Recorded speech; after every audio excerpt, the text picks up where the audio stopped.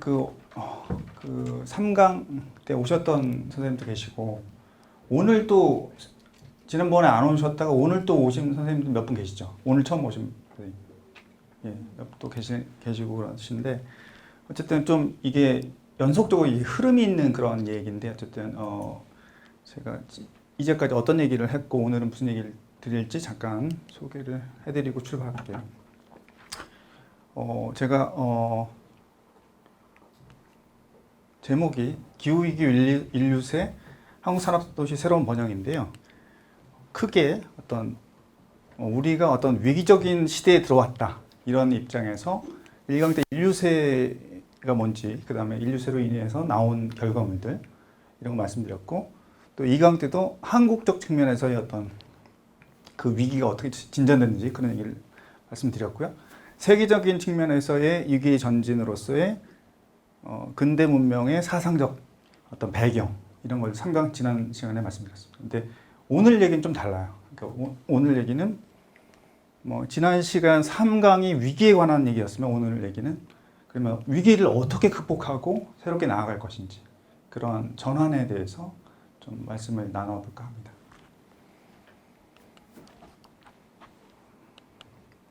근데 제가 한국 산업도시의 새로운 번영이라고 했잖아요.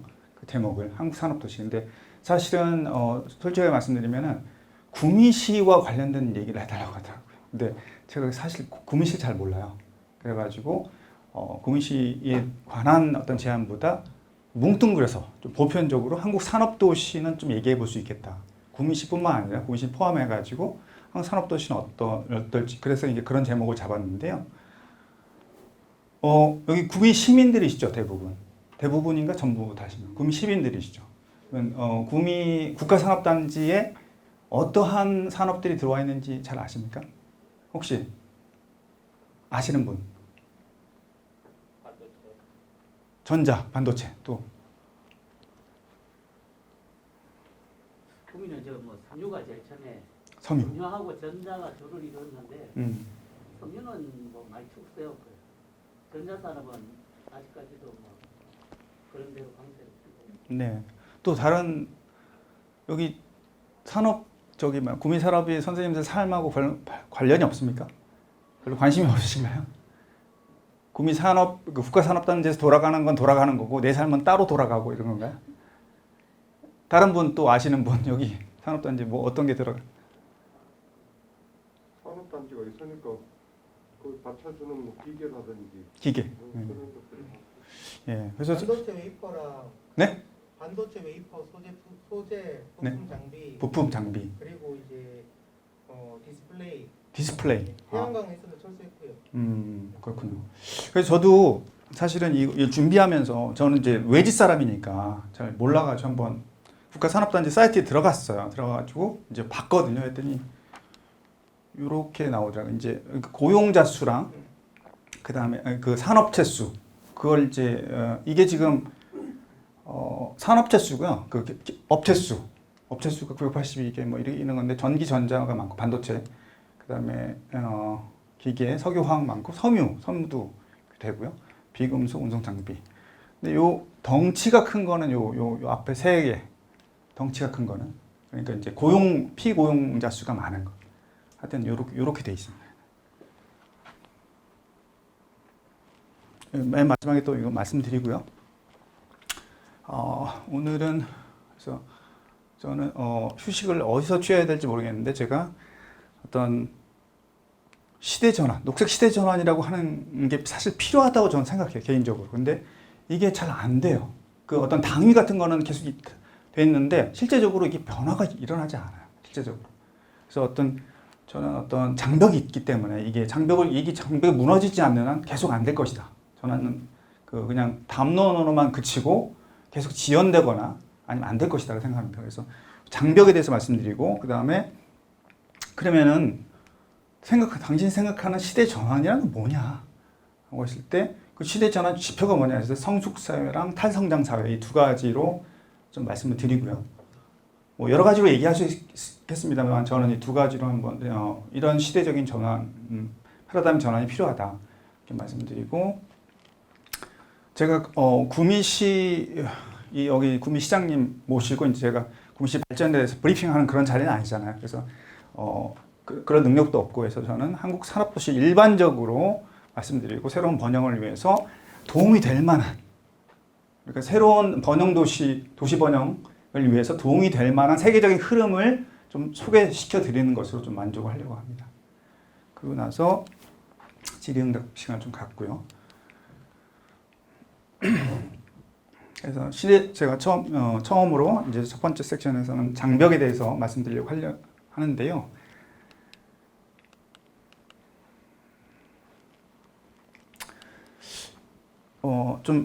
첫 번째 테마가 어긋난 시간입니다. 그러니까 제가 1강 때 인류세의 생태적 위기에 대해서 1강 때 오신 분들 기억하실지 모르겠는데 네 가지를 이렇게 말씀드렸어요. 지구온난화로 인한 기후변화 이 문제랑 그다음에 이것으로 인한 생물종의 어떤 교란, 생물 다양성 침식, 생물의 멸종, 그다음에 그걸 이제 인간적인 측면에서 보면은 먹이그물이 교란돼서 이제 어업이 교란되거나 농업이 교란되거나 이렇게 영향을 끼치고요.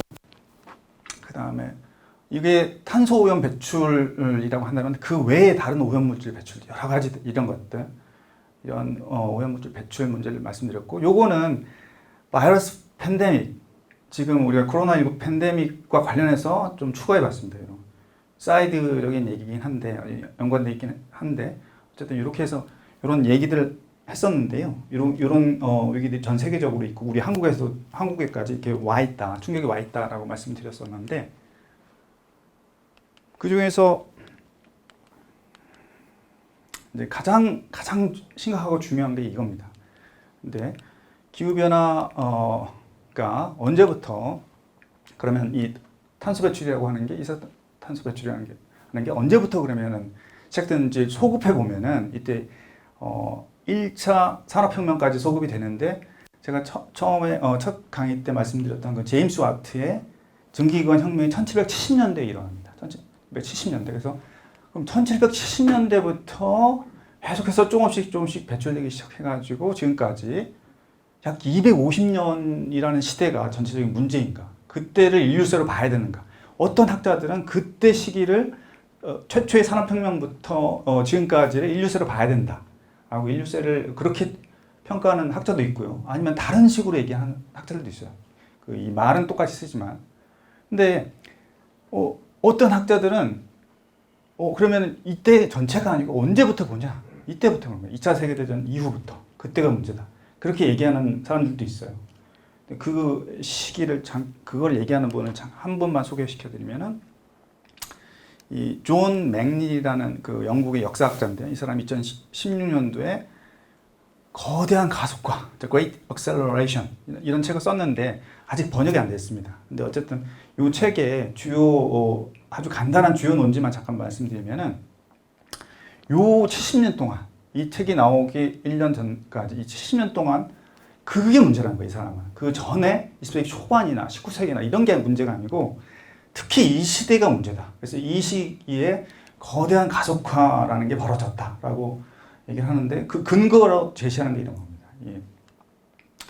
요때 이 70년간의 탄소 배출이 인류 역사상 탄소 배출량의 4분의 3이다. 75%다. 다 이때 집중됐다. 자동차 수도 보면은 어마어마하게 증가했다. 이 사이에. 도시 인구 마찬가지고요. 그 다음 플라스틱 생산이 300번 늘었다. 질소 비료도 화학농업도 이렇게 많이 엄청나게 증가했다. 이 시기에. 그래서 바로 이 시대가 문제인 거다. 그래서 이런 용어를 썼는데 어떤 삼들이 이 시기를 문제 삼고 있거든요. 우리가 환경적인 위기, 생태적인 위기가 진행된 이유가 바로 이 시기의 활동이다라고 얘기를 하고 있는데, 이 사람은 이렇게까지 얘기를 해요. 호모사피엔스의 하고 생물권과의 관계 역사에서 이게 20만 년 정도 이어졌는데 이 시기가 가장 이상한 시기다. 가장 이례적이다. 그 전체 쭉 보면은 이 시기가 가장 괴이했던 시기다. 이렇게 얘기를 한 거예요. 그래서 저는 이제 이거를 좀 이따 말씀드리겠지만 한국적인 맥락에서 보면 굉장히 한국인이 보기에는 굉장히 불쾌한 얘기죠. 왜냐면 우리가 이 시기에 굉장히 많이 성취했거든요. 근데 이 사람은 가장 이상한 시기인 거야. 이 사람의 입장에 따라. 이 입장에 따르면요. 이런 어떤 세계적인 생태계의 악화, 생태 환경의 악화, 자연의 침손 이런 측면에서만 보자면 그렇다는 건데 또 다른 자료를 한번 다른 사람은 또 이런 자료를 가지고요. 이게 잘 안 보이는구나. 1980년부터 2020년이거든요. 2000년이거든요. 2020년, 2020년. 40년인데 이게 지금 잘 안 보이는데 그 2차 세계대전 이후가 아니라 1980년 이후. 그러니까 자유무역 체제가 전 세계적으로 확산되기 시작한 그때부터 그건 이제 지금까지 신자유주의 시대라고 하는데 이때 40년이 문제다. 2차 세계대전까지 갈 필요 없고 이 지금 40년이 문제다라고 얘기를 하는데 그 자료를 그게 그럴싸한 이유가 그 말이 그럴싸한 이유가 이 자료를 보면은 요 이산화탄소, 메탄, 메테인 또 아산화질소 그다음에 바다 그 지표면의 온도 변화 이런 거 보면은 이렇게 엄청나게 올라가요. 이 시기에 이 사이에. 그다음에 요거는 이제 빙하가 녹는 거거든요. 이렇게. 그다음에 요거는 OHC라고 해가지고 바다의 그 열의 함량입니다. 얼마나 뜨거운지를 해양 온난화가 얼마나 진행되는지를 알려준 지표인데 이것도 아주 이렇게 치솟아요. 이거는 이제 해양 산성화를 나타내는 지표입니다. 해양 산성화가 급격히 된다는 겁니다. Sea level change. 이렇게 많이 올라간다는 거예요. 이 사이에. 1980년 뭐 이거 있지도 않아요. 훨씬 더 이렇게. 1990년 이후에. 그냥 익스트림 웨더. 이것도 이 자료를 보면요. 이때부터 엄청나게 많아지거든요. 그러니까 이러한 자료들을 가지고 문제는 사실은 40년인 거야. 이렇게까지 얘기를 하는 사람도 있습니다. 어쨌든 그래서 이런 자료들을 보고 또 이런 주장한 사람들의 입장을 들어보면은 사실 우리 지금 지구의 기후 안정성과 문제가 충돌이 되고 있는 거는 10세기 중엽 이후의 자본주의. 너무 많은 상품이 생산되고 유통되고 소비된 거고, 그리고 이제 요 기업들 갖고 있는 정책들이 있고, 특히 이제 세계 자유무역 체제라고 하는 것은 이제 이 20세기 중반보다는 또 이제 80년대 이후에 생겼다고 할 수 있겠습니다만은 이런 게 문제라고 볼 수 있고 좀 더 구체적으로 더 얘기해 보면은 과다 욕망이나 과다 소비가 있지 않고서는 이게 돌아가지 않아요. 계속해서 과다 소비가 되도록 과다 욕망을 부추기는 그런 소비주의 체제가 만들어졌고요. 미국 자본주의에서 만들어졌다고 많은 사람들이 얘기하고 그래서 저 같은 사람 탄소 쾌락 양식에 젖어든 많은 사람들 이게 이제 한국 얘기만은 아닙니다. 전 세계 중산층들 그리고 중산층 위에 상류층들 이게 문제다라고 진단을 해볼 수 있을 것 같고요. 그다음에 좀 더 구체적으로 얘기하면은 남반구에 못 사는 나라들이 아닌 북반구의 선진 자본주의. 한국도 어느 순간에 여기 들어가 버렸죠. 어느 순간 수준이 높아져가지고 저기 편입이 된 거라 중심부에 와 있다고 봐야 돼요. 경제적으로는. 그만큼 굉장한 경제 주역이 됐습니다. 그다음 특히 또 1980년대 이후에 신자유주의 체제. 이것과 이게 지금 충돌하는 양상을 보이고 있다. 저는 그렇게 봅니다. 근데 한국 사회로 넘어와 보자고. 지금까지 전 세계의 지평에서 봤는데 우리의 그 맥락, 우리 사회의 맥락을 보면요. 우리가 아까 북반구 선진 자본주의에 들어갔다고 했잖아요. 그렇게 들어가는 과정에서 과정국 선진국의 추격이었고 자유무역 체제에 계속 거기 노출되는 그리고 이제 IMF 이후에는 완전히 그 자유무역 체제에 들어가게 되죠. 그 전까지는 조금 다른 시기의 자본주의였습니다만은 그다음에 화석연료 연소에 기반한 자본주의 성장 이런 흐름을 보였고 이게 우리 한국만이 아니지만 한국적인 맥락에서 보면 이런 거를 말을 해볼 수가 있다. 이런 결과로서 여기에 이런 거에 기여함으로써 이것과 충돌하는 그런 경향성을 보이고 있다. 또 하나는 그러니까 거대한 가속화라고 했잖아요. 계속 존 맥리라는 사람이 굉장히 이례적인 시대였다. 그 시대가. 굉장히 지구 인류 역사에서 굉장히 기이한 시대였다고 말하는데 기분 나쁘죠. 왜냐면 이 시기에 굉장한 성취를 일어날 거죠. 그래서 이게 한쪽에서 그 사람 맥릴은 한국을 전혀 염두에 두고 한 말은 아니지만 한국인이 들어보면은 그 얘기를 자세히 들어보면은 이렇게 다운된 그런 시대가 한국에서는 계속해서 자부감이 올라가고 성취된 그런 시대였다는 거죠. 그렇지 않나요? 아닌가요? 하여튼 저는 그렇게 봅니다. 이게 약간 그래서 그 같은 시간대였지만은 어긋났다 이렇게 보고요. 그래서 그러면은 정확히 어떻게 성취했냐 한국이 그래서 했을 때 이거를 자세하게 또 논하자면 또 1시간, 2시간간 모자라요. 우리 한국의 발전 역사 이런 것들. 근데 짧게만 말씀드리면은 군사 강국, 경제 강국, 문화 강국, 그다음에 정치 민주화. 근데 4번은 조금 그 논란의 여지가 있습니다. 근데 1, 2, 3번은 좀 더 논란의 여지가 적죠. 근데 4번 같은 경우는 사실 민주주의를 정말 질적인 민주주의 많은 사람들이 어떤 민주 시민이 돼가지고 민주적인 공동체가 발달하고 그래서 시민 참여형 어떤 그 정치가 막 이루어지고 이게 잘 되냐? 좀 그렇지 않은 면이 많아서 4번은 좀 그 논란의 여지가 있지만 그래도 적어도 형식적인 민주주의는 갖춰야잖아요. 형식적인 민주주의. 함부로 못 하잖아요. 그죠? 근데 1번의 측면에서만 보면 지금 이게 2022년 1월 기준입니다. 올해 1월 기준인데 군사력 이거 찾아보니까 저도 이제 이 강의에서 찾아본 거예요. 제가 뭐 한국의 국방 전문가도 아니고 이걸 위해서 찾아봤더니 2022년 1월 기준으로 어떤 군사력 지수가 세계 6위.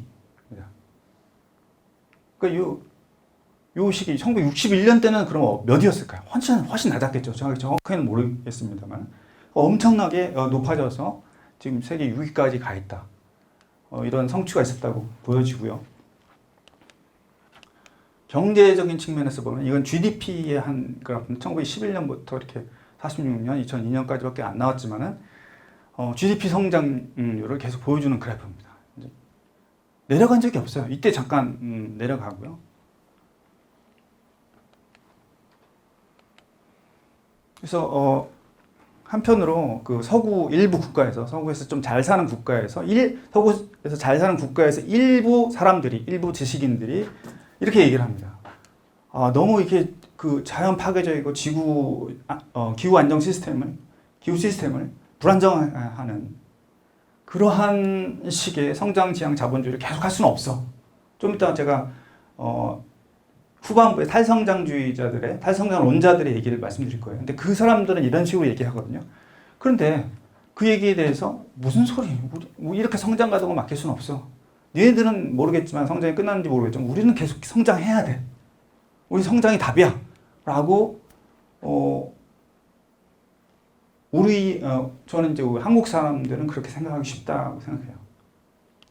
그래서 근데 한국만이 그런 거냐? 아닙니다. 제 생각에는 특히 중국이 더 그렇습니다. 한국은 그래도 많이 성취했어요. 근데 지금 중국은 어떻습니까? 중국은 지금 우리가 느끼는 그런 성취감 같은 못 느껴요. 아직도. 더 올라가요. 더 올라가야 된대. 미국보다 훨씬 더 위에 올라가서 세계 예전에 그러한 중화 체제, 청나라 시대의 그런 그 중국인들이 느꼈던 그런 자존감 이런 걸 확보하고 싶은 거예요. 지금 여전히. 그래서 중미 대립도 그런 거고요. 인도는 어떻습니까? 중남미 국가들. 근데 이런 국가들이 이런 성장을 꼭 해야만 한다. 우리는 계속해서 이런 국가들이 공통점이 있습니다. 하나는 이제 과거에 피식민국이었다. 제국주의 체제의 희생양이었다. 그다음에 자본주의 성장의 맛을 본 사람들이다. 그 맛을 알기 때문에 계속해서 이러한 집착이 있다는 거고요. 그리고 그 집착을 하는 사람들의 일원이 한국이라고 보입니다. 성취의 이면을 잠깐 한국적 지평에서 제가 이렇게 말씀드렸는데 지난 시간 2강 때도 말씀드렸는데 경제 성장 좋은데요. 불행하게도 탄소 배출 산업들이 많이 성장했어요.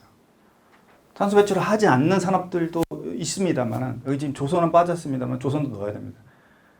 국방 산업도 넣어야죠. 왜냐면 정확하게 제가 못 썼습니다만 철강, 자동차, 기계, 전자, 석유화학, 정유, 시멘트, 건설, 조선 이런 것들이 탄소 배출 산업들이에요. 근데 이런 것들이 계속해서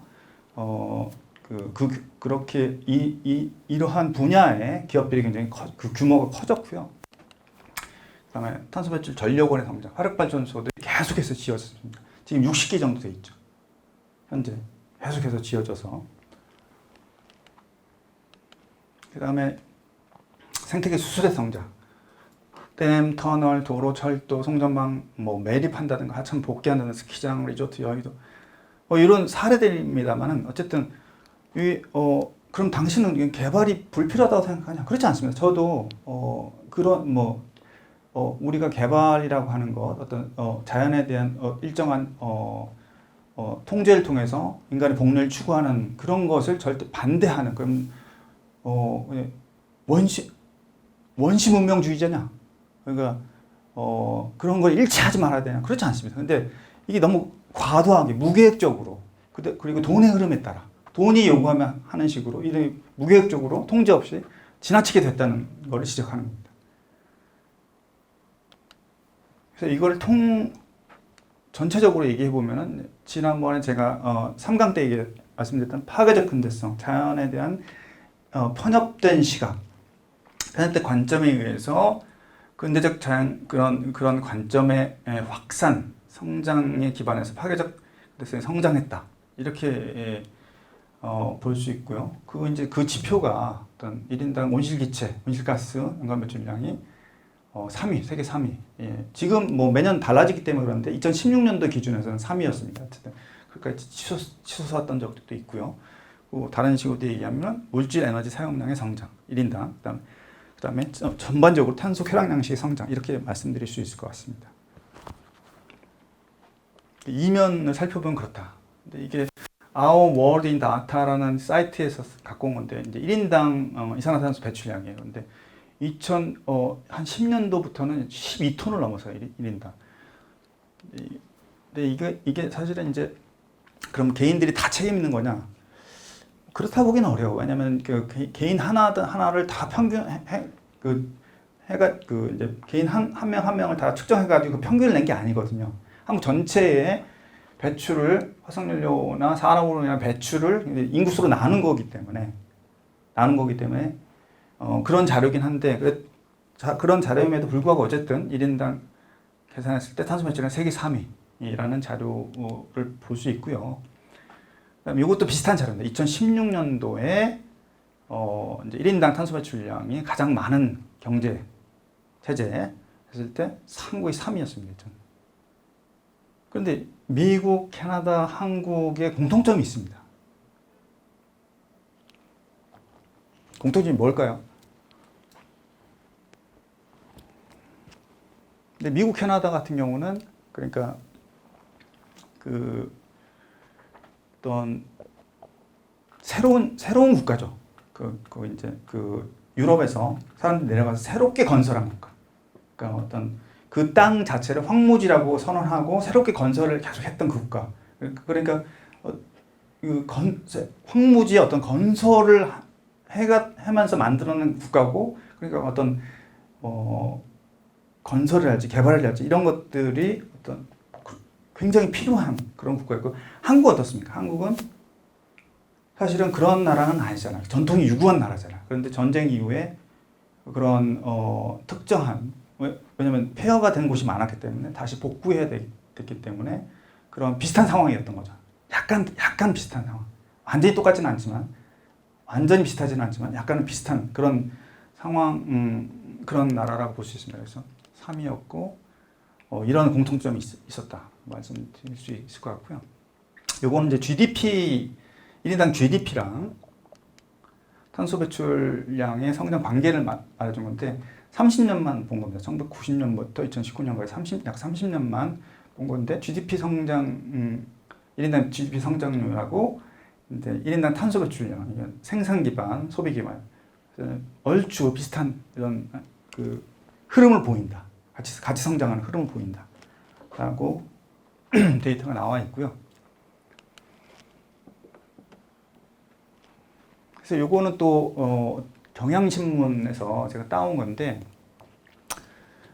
이게 자료들을 보면 완전히 이렇게 투명하고 정확한가 이게 약간 의심이 돼요. 근데 참고할 만하다고 생각합니다. 그 어떤 공신력이 있는 언론사기 때문에 참고는 할 만하다고 생각하는데요.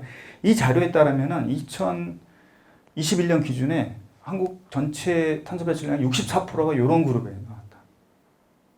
64%. 한국전력, 포스코, 현대자동차, SK, GS 뭐 이런 기업들에서 나왔다라고 하고요.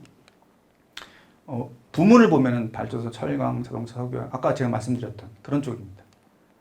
다른 또 자료를 보면 이것도 약간 다릅니다. 여기는 앞에 자료와는 달리 2019년인데 현대제철과 쌍용, 양해가 없습니다. 삼성전자도 굉장히 올라가 있고요. 다시 한번 볼까요? 삼성전자 한번 보세요. 삼성전자 보면은 훨씬 더 밑에 가 있잖아요. GS, 현대자동차, 그다음 밑에 가 있는데 5대 기업, 한국전력 빼고 5대 기업에서 여기 들어가 있습니다. 하여튼 자료마다 조금씩 달라서 정확한 이게 완전히 신빙할 만한, 신뢰할 만한 자료인지는 모르겠어요. 어쨌든 근데 참고할 만한 그런 자료로서 갖고 왔습니다. 하여튼 이런 기업들이 문제다라고 말씀드릴 수 있고요. 이것도 다른 자료입니다. Our World in Data 같은 건데 걔네들이 측정했을 때 봤을 때 2019년도 기준에서 한국에서 어떤 섹터에서 온실기체가 가장 많이 나오는지 이런 걸 이제 정리한 자료인데 보시면은 전력과 난방이 굉장히 많고요. 그다음에 교통, 산업, 그다음에 제조와 건설, 그다음에 건물, 그다음에 이제 에비에이션 하면 항공입니다. 항공. 그다음에 쇼핑이란 건 바다를 건너는 또 운송, 그다음에 농업, 그다음에 폐기물 뭐 이런 식인데 저는 불만인 게 인더스트리한 말이 이게 되게 이상하다. 왜냐면은 전력을 이게 산업이란 말인데 전력을 산업에서 안 쓰냐고, 난방 산업에서 안 쓰냐고. 엄청 쓰거든요. 이게 지금 개인 소비자들만이 아니게 섞여 있는 거예요. 트랜스포트는요. 개인이 이동하는 거예요. 여러분들이 대구까지 갈 때 그거 말고도 대구까지 갈 때 그 도를 보면은 많은 업체들의 트럭들이 가요, 같이. 그것도 다 포함된 거예요. 그럼 산업과 연관된 거죠. Manufacturing, Construction 이거 전부 다 산업입니다. 빌딩은요. 빌딩에서 나오는데 그냥 개인들 가정이 아니라 산업 공장이나 산업 어떤 빌딩, 그게 입주해 있는 어떤 기업이 입주해 있는 빌딩에서 나오거든요. 그러니까 그다음에 Agriculture는요. Agriculture는 다 그냥 개인 소농입니까? 산업농도 많거든요. 좀 거대한 규모의 산업형 형태의 그런 기업도 있고. 그래서 이게 좀 애매한 말이다. 그래서 이 기업의 책임이 크다. 그리고 기업 활동 계속 서포트 해온 정부의 책임이 크다. 그런데요, 한번 보세요. 여기를 보시면 여기에 개인들이 그냥 나는 지금 기업하고 아무 상관이 없는 삶을 살아가.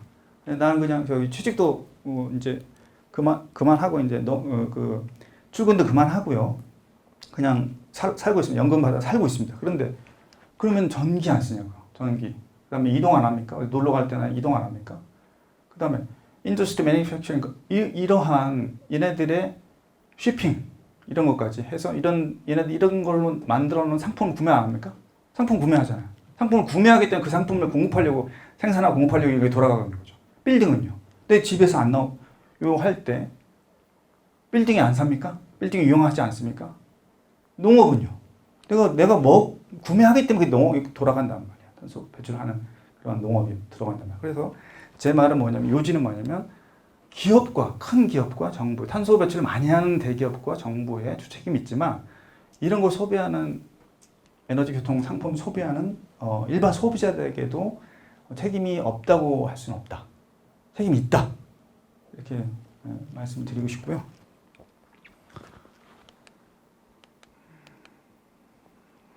또 하나 또 말씀드리고 싶은 게 선진국 대기라는 거에 대해서 한번 말씀드리고 싶습니다.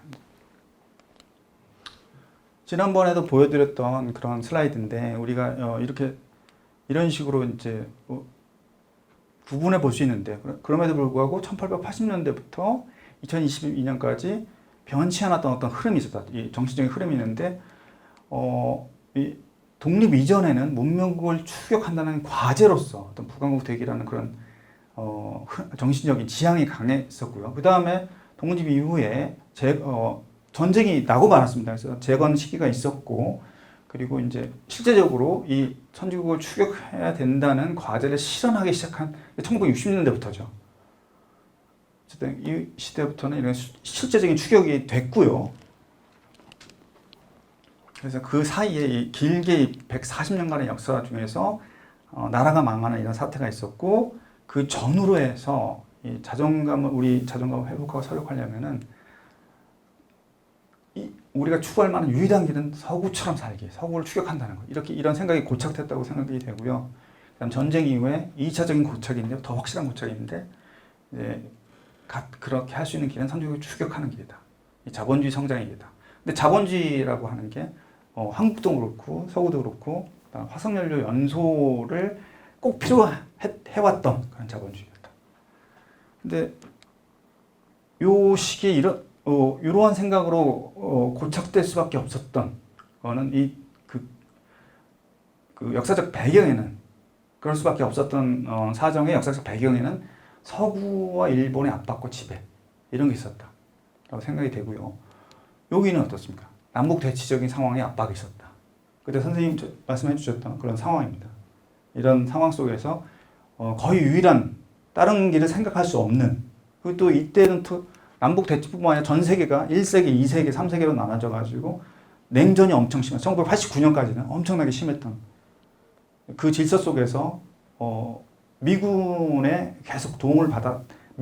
도움을 계속 받았던 남한 사회에서, 한국 사회에서는 이게 유일한 번영의 길로 계속 갈 수밖에 없었다. 이런 역사적인 흐름이 있었다고 생각이 되고요. 그렇기 때문에 선진국 추격이라고 하는 거는 절대적인 과제였었다 라고 생각되고요. 또 하나 생각해 볼 만한 게 일제치하에서 어떻게 살았는가입니다. 일제치하 때 어떻습니까? 조선이라는 나라, 대한민국이라는 나라, 임시정부가 돼 있고 독립투쟁을 하고 있습니다. 근데 조선 총독부는 어떤 근대적인 질서인 거예요. 이미 거기 근대적인 질서를 다 배워왔어. 그래가지고 서구의 근대를 많이 모방해가지고 이걸 구축해 가면서 메이지 시대, 소화 시대 해가지고 가면서 그 시대의 어떤 그 흐름 속에서 이걸 피식국으로서 통치받고 있는 상황이었고요. 그러면서 어떻습니까? 이때 시대의 어떤 한국 지식인들이나 사람들의 지향을 보면은 꿈을 꾼단 말이에요. 우리도 이제 독립해서 한국에 얘네들과 다를 바 없는 한국적인 근대의 세계를, 더 떳떳한 어떤 세계를 만들어 가자. 이런 꿈을 꾼다는 거예요. 근데 꿈을 꾸면서 지향하는 게 이렇습니다. 이렇게 억눌리다 보니까 이 억누르는 놈보다 더 뛰어난 자가 되고 싶어요. 훨씬 더. 그래서 일제시대 때 소련 공산주의자가 그렇게 많습니다. 미국 기독교를 받아들인 사람이 그렇게 많고요. 왜냐하면 이것 자체가 일본을 더 뛰어넘는 거예요. 일본보다 더 근대적인 거, 더 강대국일 것이에요. 그러니까 훨씬 더 우리의 압제자인 일본보다 더 근대적이고 더 앞선 것들을 수용하기 시작하는 거죠. 그래야지 그거를 기반으로 해서 넘어설 거 아니에요. 그래서 소련 공산주의를 받아들이는 공산주의자들이 그렇게 많은 거고요. 미국 기독교가 그렇게 쉽게 막 들어봅니다. 이런 역사가 있었고, 그리고 요게 해방이 되고 나서도, 지금 75년 됐습니까? 되고 나서도 이런 흐름, 더 근대적인 것을 추구하는 흐름은 그대로 남아있습니다. 그래서 여러분들 이런 거 좋아하십니까? 최첨단, 최전선이다, 역대급이다, 이런 거 좋아하세요? 최신 기술, 최신 상품, 이런 거 좋아하십니까? 근데 여러분들이 좋아하든 말든 상관없이 이런 것이 하나의 유력한 광고 언어예요. 그런 건 사람들의 마음을 파고들기 쉽다는 거죠. 근데 이런 흐름이 계속해서 남아서 여기까지 가고 있다고 보고요. 그리고 이걸 다른 식으로 보면 선진국 되게 강박인 거죠. 어떤 강박 상태에 지금까지 있었다. 그리고 또 하나로 가해자인가 피해자인가, 이 얘기도 좀 가해와 피해 얘기를 한번 해보겠습니다. 이게 그때 이제 2강 때 보여드렸던 장생탄관인가 거기 사진인데요. 이런 거는 좀 사진 찢어진 것 같아요. 실제적인 것은 그게 아니고 사진 찢어진 것 같고 어쨌든 그때의 어떤 이런 사진을 보면 피가 솟구치죠. 근데 일제 강점기 때 이런 것을 우리 이제 선조들이 당했으니까. 그리고 요거는 이제 조선 총독부 건물이 지어지는 그 현장입니다. 계속해서 이렇게 강점을 당하면서 어떤 역사의 피해자로서 살았던 시기가 있고요. 요건 또 어떻습니까? 남북 한국 동란이라고 부르기도 하고 한국 전쟁이라고 부르기도 하고 어쨌든 남북 대치 속에서 우리가 해방됐을 때 이미 38선이 그어져 있어. 우리 내 해방 소식 들었는데 막 미소가 막 정해가지고 그어놨어. 그리고 뭐 미군정 소군정 생기고 그 속에서 전쟁이 터졌단 말이에요. 그러면 거기에 한국 사람들이 책임이 있습니까? 책임 없죠. 물론 그 전쟁을 일으킨 그 당사자들은 책임이 있는데 그렇게 분단이 되고, 네? 분단이 되고 남북 대치가 그렇게 되고 양쪽에 단독 정부가 세워진 것에 대해서 물론 노력을 제대로 못했다는 책임은 있지만 어쨌든 이런 큰 역사적 흐름에서 굉장히 피해자라는 거죠. 이런 이 한국 전쟁이 일어나서 이건 서울역 근처 사진입니다만 어쨌든 여러분 하여튼 그렇게 생각을 하고요. 이건 이제 1968년부터 이제 시작된 약 2년 넘었나요? 하여튼 1970년에 완공되는 경부고속도로 그 공사 현장인데 어쨌든 그런 시기를 거쳐서 굉장히 억눌렸던 그런 안 좋았던 시기를 거쳐서 이제 어떤 개발의 시대로 접어들었고요. 그래서 지금 어떻습니까? 이러한 세계에 우리가 살고 있습니다. 이게 인천공항인데 여러분들 인천공항이 전 세계 공항, 뭐 미국의 공항, 영국의 공항, 프랑스 공항 다 비교해봤을 때 어느 정도 수준인 것 같아요? 잘 아시죠? 넘버 원입니다. 그 어떤 퀄리티나 규모, 그다음 최신 시설 이런 게 최고예요. 다. 이런 세계를 건설했고요. 성취라고도 볼 수 있고, 예? 그런데 뭐 이런 세계 쇼핑몰들입니다. 현 서울에 있는 쇼핑몰들, 최신식 쇼핑몰들입니다. 근데 아까 이거랑 한번 대조를 해보세요. 요런 시대랑 요런 시대랑 지금 극명한 사진들만 보여서 그렇지만 너무나 충격적으로 다르죠. 대비되잖아요. 그죠? 근데 이 시간이 다른 그 나라들에 비해서 굉장히 짧았다는 이렇게 변전된 걸 좋게 본다면은 발전이나 번영의 기라고 할 수 있겠죠. 어쨌든 이 시간이 이 모습에서 저 모습으로 바뀌는 시간이 굉장히 짧았다라는 그런 특징이 있습니다. 그렇게 얘기할 수 있고 그래서 그런 시대에 살아왔는데 그러면은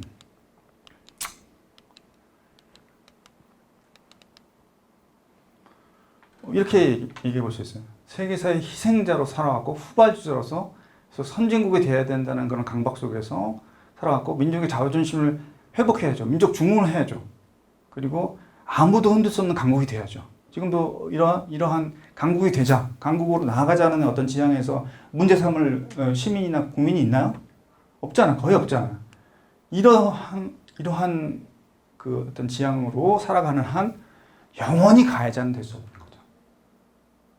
우리 피해로부터 역사의 피해자로서 계속해서 우리의 길을 펴야만 하는 그런 부당한 어떤 역사적 억압 속에서 우리 길을 펴야 했던 그런 역사를 보면은 길을 펴야 되는 게 우리 권리를 지금 주장하고 우리 뻗어나가야 되는데 무슨 우리가 가해자입니까?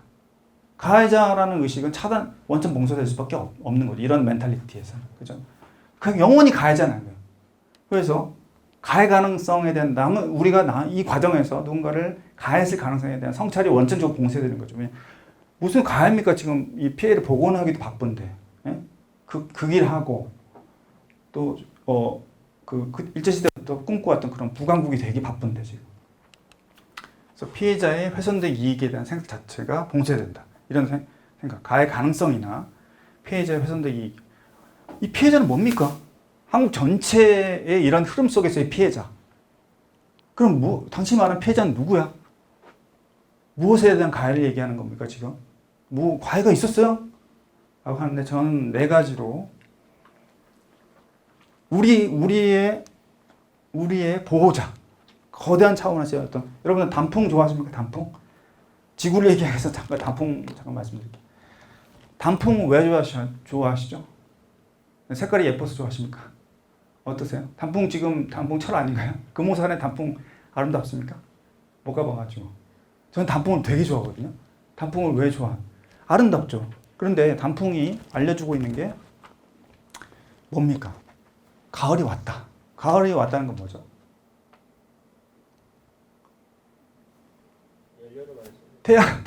태양을 지구가 돌아가지고 어느 시점으로 갔다. 그걸 알아요. 지구가 자전을 막 하면서 일부 가요.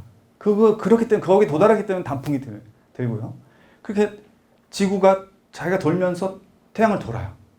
그 태양 자체는 가만히 있습니까? 가만히 있다 생각하시죠. 태양 자체는 가만히 있지 않습니다. 태양은 우리 은하의 중심을 돕니다. 그러니까 태양계를 도는 여러 가지 수금지와 목도 천해 걔네들이 같이 도는데 태양 자체도 계속 돌아. 우리 은하의 중심 돕니다. 어쨌든 그렇게 도는데 어쨌든 단풍을 생각해 보면은 단풍을 좋아한다는 거는 정말 깊이 이해하려고 보면은 내가 지금 일종의 우주선을 타고 지구랑 우주선을 타고 지금 여행하고 있구나. 지구를 생각하지 않을 수 없고요. 어쨌든 지구까지 생각하게 되는데 사실은 우리가 안 보여서 그렇고 직접적인 체험이 없어서 그렇지 지구라고 하는 우리가 탄 승선한 이 우주선이라고 하는 건 어마어마하게 소중한 겁니다. 그래서 어떤 탄소 교란, 탄소 오염물질 배출, 그래서 이제 지구의 대기 시스템이 불안정해진다. 이게 사실은 눈에 전혀 안 보이잖아요. 믿기 어렵잖아요.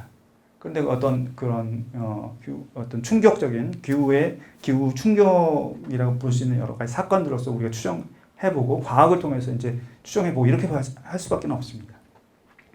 어쨌든 아까 1인당 탄소 배출량 3이라고 했는데 그렇게 탄소 배출 계속하면서 어떤 의도치 않게 이런 일들이 벌어졌다. 일종의 가해라고 볼 수 있다. 그 다음에 내가 태어나고 자란 모토. 저는 이제 국토라는 말보다 모토라는 말을 좋아하는데 어머니 땅. 나를 키워주고 길러주고 그리고 나의 성장이나 생존에 계속해서 지금도 큰 영향을 주고 있는 이런 어머니 땅에 대한 어떤 가해. 그리고 비인간 만물, 동식물과 자연 이런 거에 대한 가해. 마음대로 한다든지 살처분 같은 것도 문제죠. 여러 가지를 얘기할 수 있겠습니다만 어쨌든 그 구체적인 디테일은 다 빼버리고 통칭하면 이렇습니다. 그 다음에 여러 가지 좋은 상품들 지금 좋은 예가 별로 없는데 어떤 이런 상품 하여튼 좋은 아까 그 백화점에서 살 수 있는 여러 가지 쇼핑몰에서 살 수 있는 좋은 물품들은 다 뭐 중국에서 만들어지든지 중국에 아니면 베트남에서 만들어지든지 그 원료들은 또 빈국의 많은 자연이나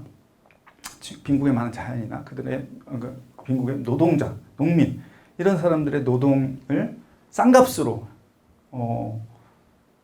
지불하고 해서 갖고 와서 거기 와 있는 거죠. 현대몰에 와 있고 뭐 스타필드에 와 있고 다 이런 식이죠. 그러니까 이런 것도 사실은 우리의 성취, 우리가 선진국 되기 하는 어떤 민족적 자존감을 회복하는 그런 거대한 흐름 속에서 이런 부분들에 대한 어떤 일종의 가해라고 할 만한 것이 있었다고 생각해 볼 수 있습니다. 하지만 이런 것에 대한 성찰이 차단되는 이유가 있다. 이런 것이 생각되지 않는 이유가 있다. 그걸 말씀드립니다.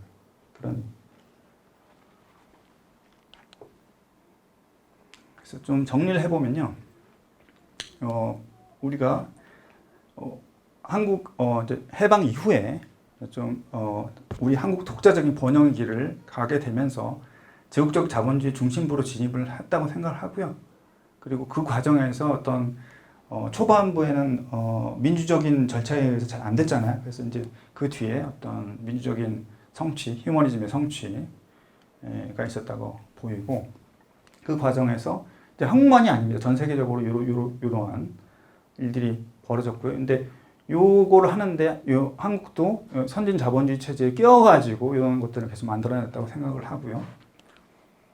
근데 요것이 계속해서 지금도 많이 반성이 안 되고 있는 거는 이게 너무 세기 때문이다.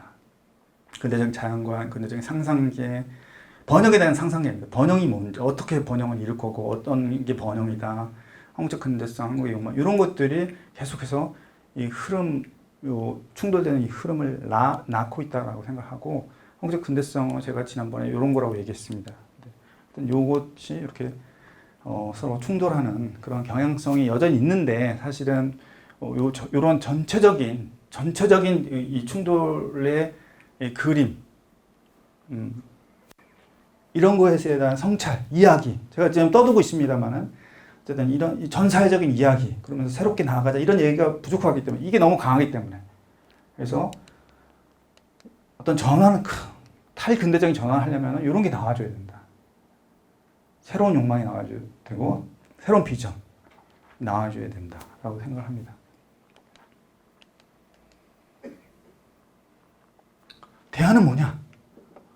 근데 조금 제가 생각하는 소박한 대안은 조금 이따 그 휴식 이후에 설명드리고요. 그 전에 몇 가지만 말씀드리고 잠깐 휴식하겠습니다. 근데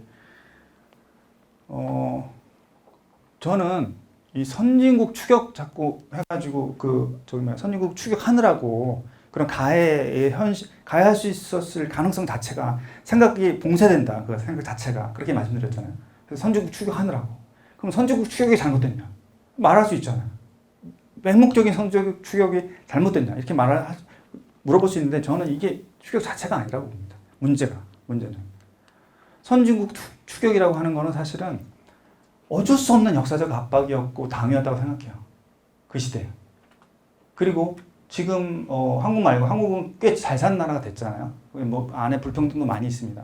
예를 들면 인도네시아랄지 베트남이랄지 필리핀이랄지 또는 중남미 어떤 국가들, 아프리카 국가들 계속해서 탄소 배출 하는 한이 있더라도 더 발전돼야 된다고 생각해요. 어떤 근대적인 사고방식에서 발전. 더 그들이 탄소 배출 많이 하고 하더라도 계속해서 그런 길을 가야 된다고 생각해요. 그래서 제 요점이 이겁니다. 선진국 추격을 통한 민족 자존감 회복하는 이 길 자체가 잘못된 역사적 경로였다고 말을 하긴 어렵다. 이것 자체가. 어떤 식으로든 했어야 됐다. 이 길을 갔어야 됐다고 생각을 하고요. 좋은 삶, 번영을 위해서는 그렇다는 건데, 그래서 그렇게 하다 보니까 뭐 성장주의적, 혁신주의 자본주의가 되고 중심부로 진입하게 되고, 아까 제가 탄소 쾌락 양식이라고 했는데 그것과 유사한 용어입니다. 그러한 이런 생활 양식을 중산층은 향유하고 있죠. 일부 중산층 밑에 있는 사람들은, 그 더 가난한 사람들은 향유하지 못해도 동경하죠. 나는 어젠가는 저걸 살 거야 하면서. 그리고 이런 일들이 벌어집니다. 근데 어쨌든 이게 이러한 결과로 이어질 줄 알고 했냐고요? 그건 아니잖아요. 그래서 이거 자체가 문제 있었다고 보기 어려운데, 다만 이거를 지금 현재 맹신하고 있는 거예요. 이것은 지금 이렇게 했는데 이거 잘한 거고 이거 별로 우리 책임 없어. 우리 조금밖에 안 했어. 이거 필요한 거였어. 이걸 지금까지도, 지금 2022년 현재 순간까지도 이거 좋은 거야. 계속 해야 돼. 어떤 식으로든지. 이게 맹신하는 게 문제라고 생각하고, 현재 시점에서. 그리고 이게 과도한 케미가 있었다. 과거에. 그게 문제였다고 생각을 하고요. 이거 자체가 문제가 아니라, 다른 식으로 얘기하면은 이러한 민족 중흥, 자존감 회복이라는 가치라는 건 좋은 삶과 번영을 위해서 우리가 공유했던 이런 가치라고 하는 건 굉장히 지금도 소중하다. 지금도 소중한데, 다만 선진국 추격이라는 것 말고 너볕한 사회라는 어떤 가치도 가져갔으면 좋겠다. 강대국, 부강국 되기 말고 너볕한 국가가 됐으면 좋겠다. 너볕하다가 이상한 말이죠. 네? 너볕하다. 무슨 말입니까? 모르시죠? 왜냐면 저만 알고, 저만 조사해가지고. 너볕하다. 떳떳한 건데요. 떳떳하다. 근데 어떤 사람이 떳떳한데 보세요. A라는 사람이 있어요. 근데 굉장히 떳떳해. 근데 자기가 나 떳떳해. 막 이러고 다녀. 나 떳떳해. 그러면 그 너긋하지 못해. 왜냐면 너긋한 건 떳떳한 거랑 다른 차원이 더 있어요. 그게 뭐냐면 의젓하다. 떳떳하면서 의젓해. 그 뭐냐면 의젓하다는 말은 정확하게 표현하기 어렵지만 그 사람 보면은 의젓한 사람 보면은 그 사람이 기품 있게 느껴지는 거예요. 뭔가 기품이 인간의 기품이 있어. 근데 기품이 있으면서 떳떳해. 당당해. 떳떳하고 말하지 않아. 그러면서도 그냥 자연스러운 모습인데 굉장히 기품이 있으면서도 그 사람 떳떳한 사람으로 보여. 근데 사회 전체가 국가 전체가 그랬으면 좋겠어요. 부끄럽지 않는 나라. 강대국이라는 이상 말고 제일 최신 문물을 수용한 최신 선진국 말고 그 같이 빼버리고 떳떳했으면 좋겠어요. 너긋했으면 좋겠어요. 부끄럽지 않아. 후세대 때 부끄럽지 않고요. 지금 막 태어나고 있는 아이들 부끄럽지 않고 그런 가치가 있었으면 좋겠어요. 남 부끄럽지 않은. 저기 뭐 베트남 노동자들한테 부끄럽지 않고 인도네시아 팜유 그 팜유 농장 만드느라고 그게 그 살림이 막 없어졌을 때 거기에서 쫓겨나야 돼 오랑우탄한테 부끄럽지 않은 한국인. 하여튼 그런 나라를 어떤 새로운 비전이 필요한데 이러한 새로운 길에서의 비전을 좀 더 구체적으로 얘기해 보면은 양적 성장 내 질적 성숙이 필요한 이런 가치가 필요한 나라. 그다음에 탈성장. 그다음에 화석연료 자본주의가 아닌 다른 경제나 다른 생활 양식을 모색합니다.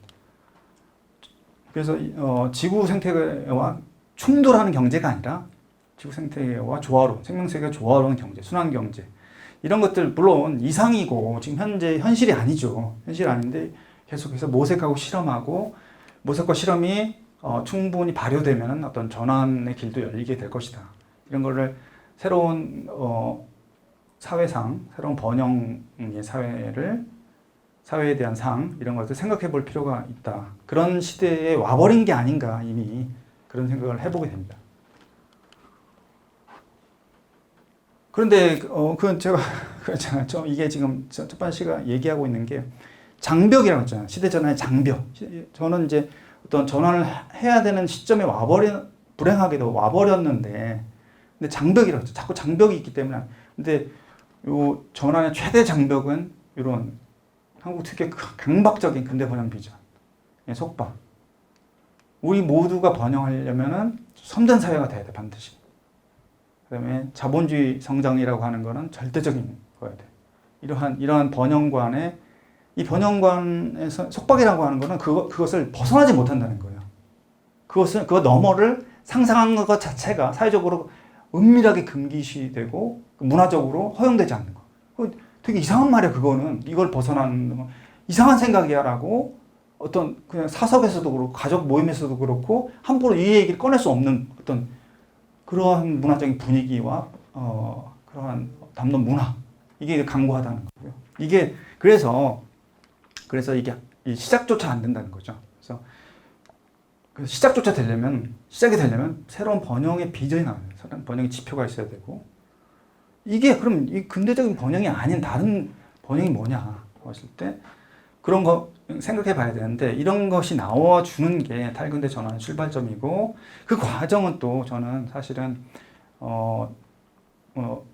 급격하게 선진화 급격하게 잘 사는 나라 되는 과정에서의 그런 여러 가지 사회적인 질병, 마음의 피로, 역사적인 피로, 우리 모두가 느끼고 있는 그런 것들을 치유하는 과정일 거다라고 생각을 하고 그 다음에 이런 게 되려면 이런 게 나와주려면 반드시 인간이 뭐고 자연이 뭔지에 대한 관점이 탈근대적인 관점이 나와줘야 된다.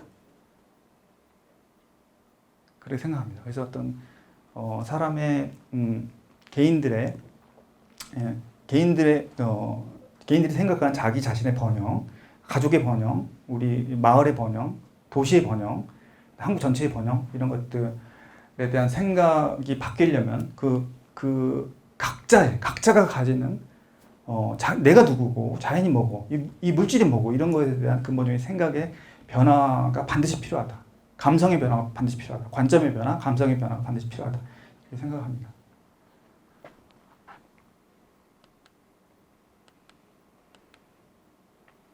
그래서 제가 지금 어설프게 여러 가지 말씀드렸는데 해 번영 비전 지표 그리고 잠깐 제가 탈성장 그다음에 성수 이런 걸 말씀드렸는데 그런 번영 비전이나 지표로서의 성숙과 탈성장을 좀 이따 말씀드리고요.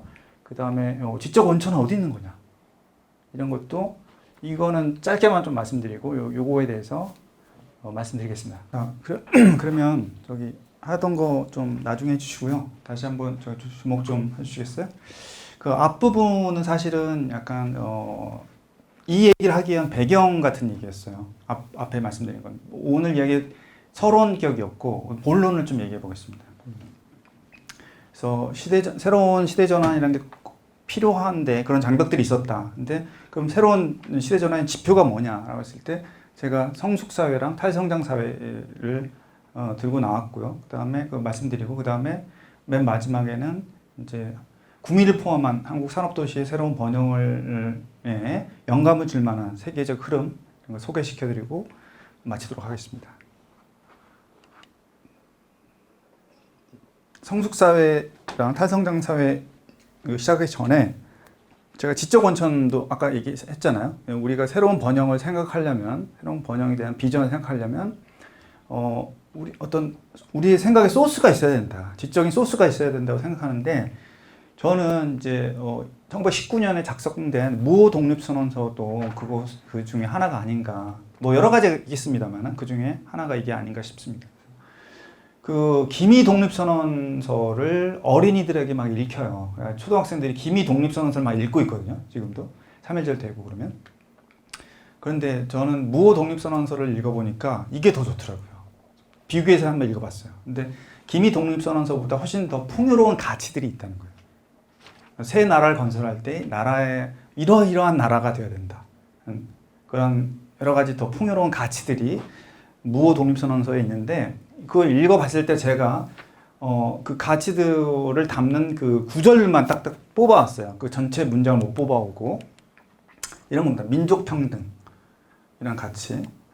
그 다음에 동등한 권리와 부를 일치 동포에게 베푼다. 모든 이 새로운 독립국가의 시민들은 부와 권리가 동등해야 된다. 그 다음에 모든 나라를 화합시킨다. 자기 나라를 옹호한다. 이게 당연한 거고 그다음 나아가서 모든 나라를 화합시킨다. 세계와 더불어 나아간다. 우리는 하늘의 민족이다. 이런 문장이 나왔고요. 그다음에 세계 인류를 제도한다. 국제 불의를 감독한다. 무주의 진서민을 치안한다.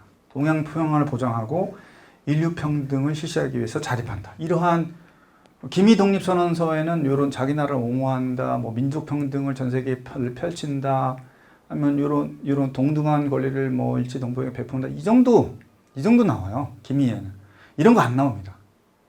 인류 평등 무슨 이게 너무 좀 황당한 게 나라도 없어, 정부도 없어. 근데 무슨 힘으로 인류를 제도하고 국제 불의를 감독합니까?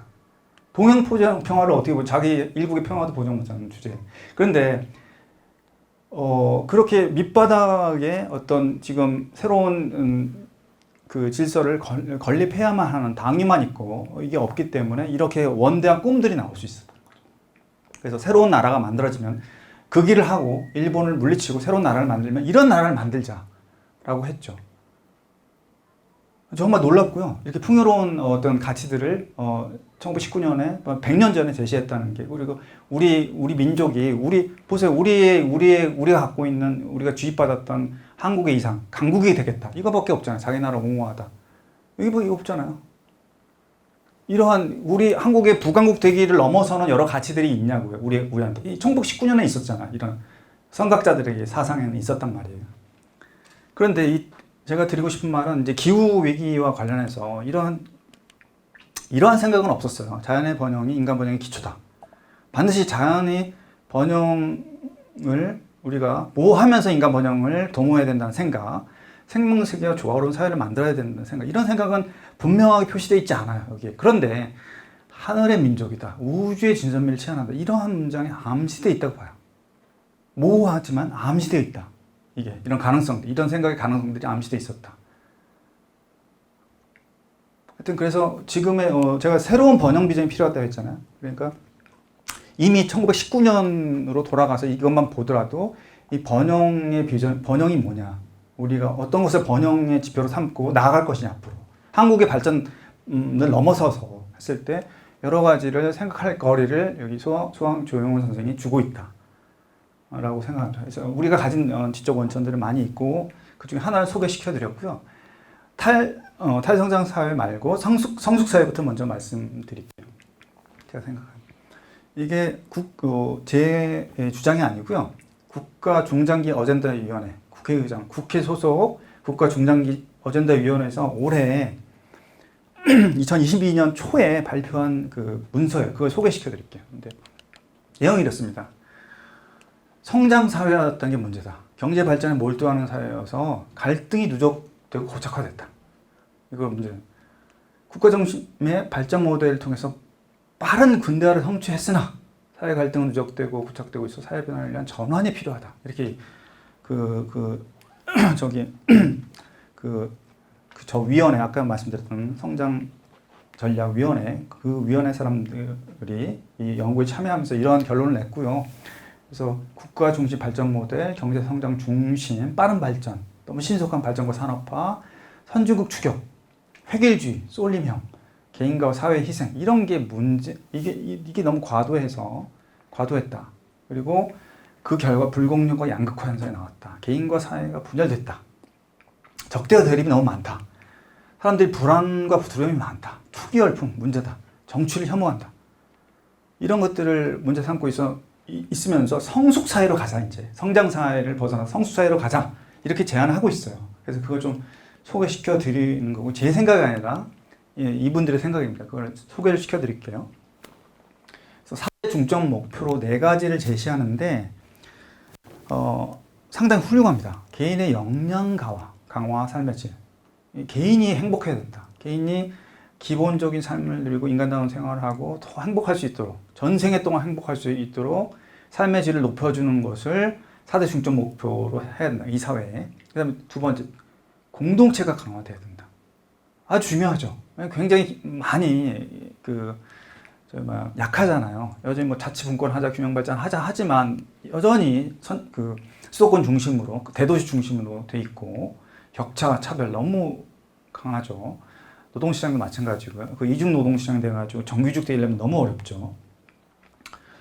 그리고 패러다임 전환과 지속 성장, 이런 말 합니다. 그래서 디지털 전환, 그 다음에 탄소 중립과 녹색 전환, 그 다음에 구조 전환, 뭐 이런 얘기를 하는데요. 이런 것도 굉장히 중요한 가치고, 그 다음에 갈등, 국내 갈등, 극우의 갈등. 사실 이제 자본주의 질서 속에 너무 들어가다 보니까 이제 사회 내 갈등, 국내 갈등도 굉장히 이 격차가 크다 보니까, 그리고 경쟁이 심하다 보니까 갈등이 굉장히 강하고, 그 다음에 이념 대립으로서의 갈등, 이런 거 강하고, 또 하나는 국외적인 차원에서의 갈등. 한반도 분단 시대에 계속 문제잖아요. 지금 이 순간에도 계속 뉴스가 뜨잖아요.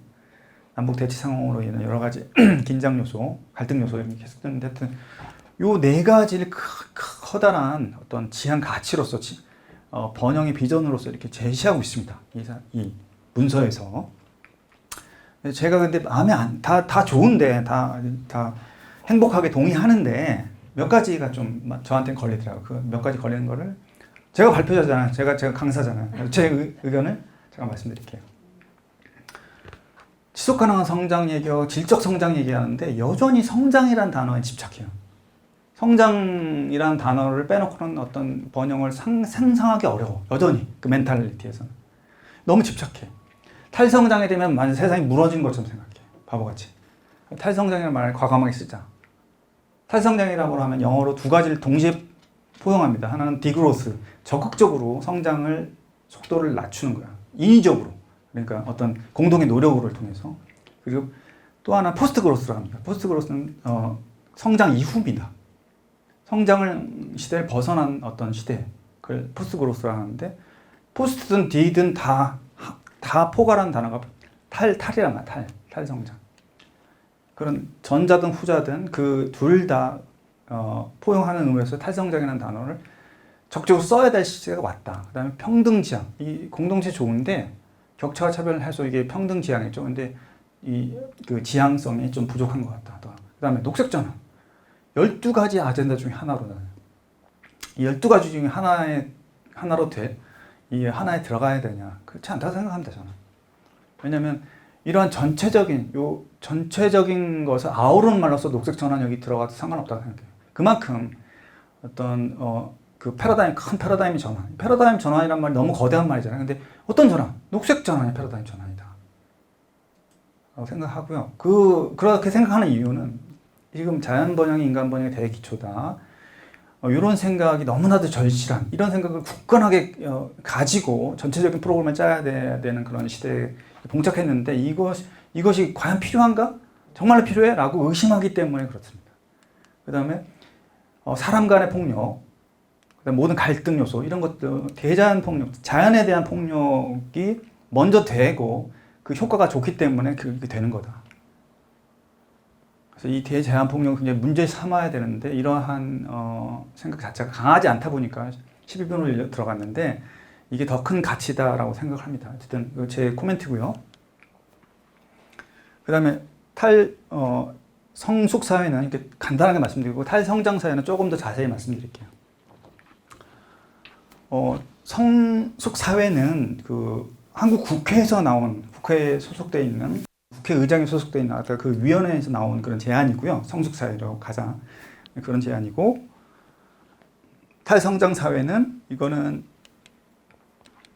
이제 유럽에서 그리고 유럽과 그다음에 중남미 뭐 이런 데서 나온 담론입니다. 그래서 사실 한국은 지금 수입 단계에 있어요. 이 담론 자체. 그래서 탈성장이라고 하면은 일단은 무슨 왜 이상한 말을 해? 라는 그런 반응이 먼저 있고요. 근데 이거 기억나십니까? 잠깐 말씀. 과거 역사를 반추해 보면은 이게 2002년도에 그 대한민국 이거 다 해보셨어요? 예. 근데 이게 저 젊었을 때인데 깜짝 놀랐어요. 강남에 한밤중에 경기 끝났어. 집에 안 가. 젊은 애들이 안 간다니까 완전 축제 분위기고요. 막 돌아다니는데 경찰이 통제를 안 해. 경찰도 좋다고 그래. 경찰이 통제를 해야 될 거 아니에요. 도로를 점거하고 있는데. 예? 경찰 뭐 하는 거야? 차량에 갈 수 있게 해줘야지. 근데 완전히 축제 분위기인 거예요. 전민족적인 축제가 된 거죠. 제가 그걸 비판하는 게 아닙니다. 그런데 왜 그렇게 이게 열광했을까 생각해 보면은, 우리의 세계로부터 인정받는 거, 억눌린 자존감 회복하는 거, 이게 너무나 소중했던 거예요. 그때도 그렇고, 저는 사실 지금도 BTS 막 그 인기 많고, 뭐 군대를 보내야 되냐 말아야 되냐 걔놈들을, 그리고 손흥민 막 계속해서 나오고, 뭐 유럽에서 뛰는 축구 선수들 나오고 하는, 이게 너무 소중한 거예요. 세계로부터 우리가 인정받는 거. 이게. 근데 어떻게 이것의 베이스는 이거예요. 축구 잘하는 거 아니고요. 베이스는 이거예요. 이게 안 되면 절대 안 되는 거예요. 이게 돼야지 여러 가지 축구도 되고 BTS 되고 다 되는 거예요. 이게. 그렇기 때문에 양적 경제 성장을 하지 말자라고 하는 건 뭐 하자는 거예요, 지금. 이게 필요한데. 이렇게 되는 거예요. 그래서 후진국, 선진국 모두의 일부를 증대하는 길은 이런 길이다라는 생각이 너무 고착화됐고, 어떤 번영 비전이었고, 그리고 이게 실제로 실현되면서 자부감의 증대, 자존감 회복으로 계속 이어져 왔고요. 요즘 태어난 애들이 무슨 얘기인지 모르죠. 하지만 아버지 세대, 할아버지 세대로부터 계속 이런 게 흘러왔어요. 그리고 사는 의미, 사는 보람. 왜 사냐? 내가 태어나가지고. 이런 것에 깊이 영향을 미치죠. 이 사상이. 그러니까 이걸 흔들 수 있냐고요. 흔들기 어렵죠. 이거 어떻게 흔들어요? 다. 흔들 수 없다. 그리고 3, 4, 5대 이게 실제로 경제 성장이 막 15% 성장된 해가 몇 해 있었어요. 이 두 해가 있었어요. 이 20년 동안. 성취가 됐고 이게 이제 계속해서 하나의 흐름을 고착이 됩니다. 그래서 이런 반응에 우리는 화내면 안 된다. 우리 자신을 위로해 줘야 된다. 그렇게 무슨 소리를 하는 거야 하는 분들을 위로해 줘야 된다. 그렇게 생각하고요. 천천히 좀 생각을 해보자라는 거고, 또 하나 말씀드리고 싶은 게 지금 탈성장 시대로 가야 되는, 이게 지금 번영 비전이 필요하다고 했잖아요. 그래서 새로운 번영 질서로 나아가자라는 주장인 거라고 지금 짐작하고 계시잖아요. 그런데 그 말도 맞지만 이런 지표들을 보면요, 이 EU 28개국 이 파란색만 보세요. 이 성장률인데 2005년부터 2017년까지 이 시기 1%를 넘지 않아요. 1%를 넘는, 이제 2008년도 금융위기 때 유럽이 완전히 망가지고요. 1%를 넘지 않습니다. 미국 볼게요. 미국 이 시기에 이 초록색입니다. 1% 잠깐 넘죠. 1% 잠깐 넘고 1% 잠깐 넘고. 그 디그로스가 아니라 포스트 그로스의 의미로서 이미 포스트 그로스 시대를 살아가고 있다. 이미 그런 시대에 와버렸다. 유럽과 미국에서는. 한국은 어떻습니까? 한국도 유사해요. 굉장히 고성장이지만 전반적인 흐름은 61년부터 2021년 전반적인 성장의 흐름은 이렇게 낮아지고 있고 2011년 보세요. 2.5%대에서 계속 왔다 갔다 했죠. 거기 떨어지기도 하고요. 코비드 때문에 그럴 텐데, 코비드 이후 때문에. 뭐 이걸 저성장이라고 불러도 좋고, 하지만 어쨌든 고성장 시대 끝났다. 그러니까 포스트 그로스 시대다.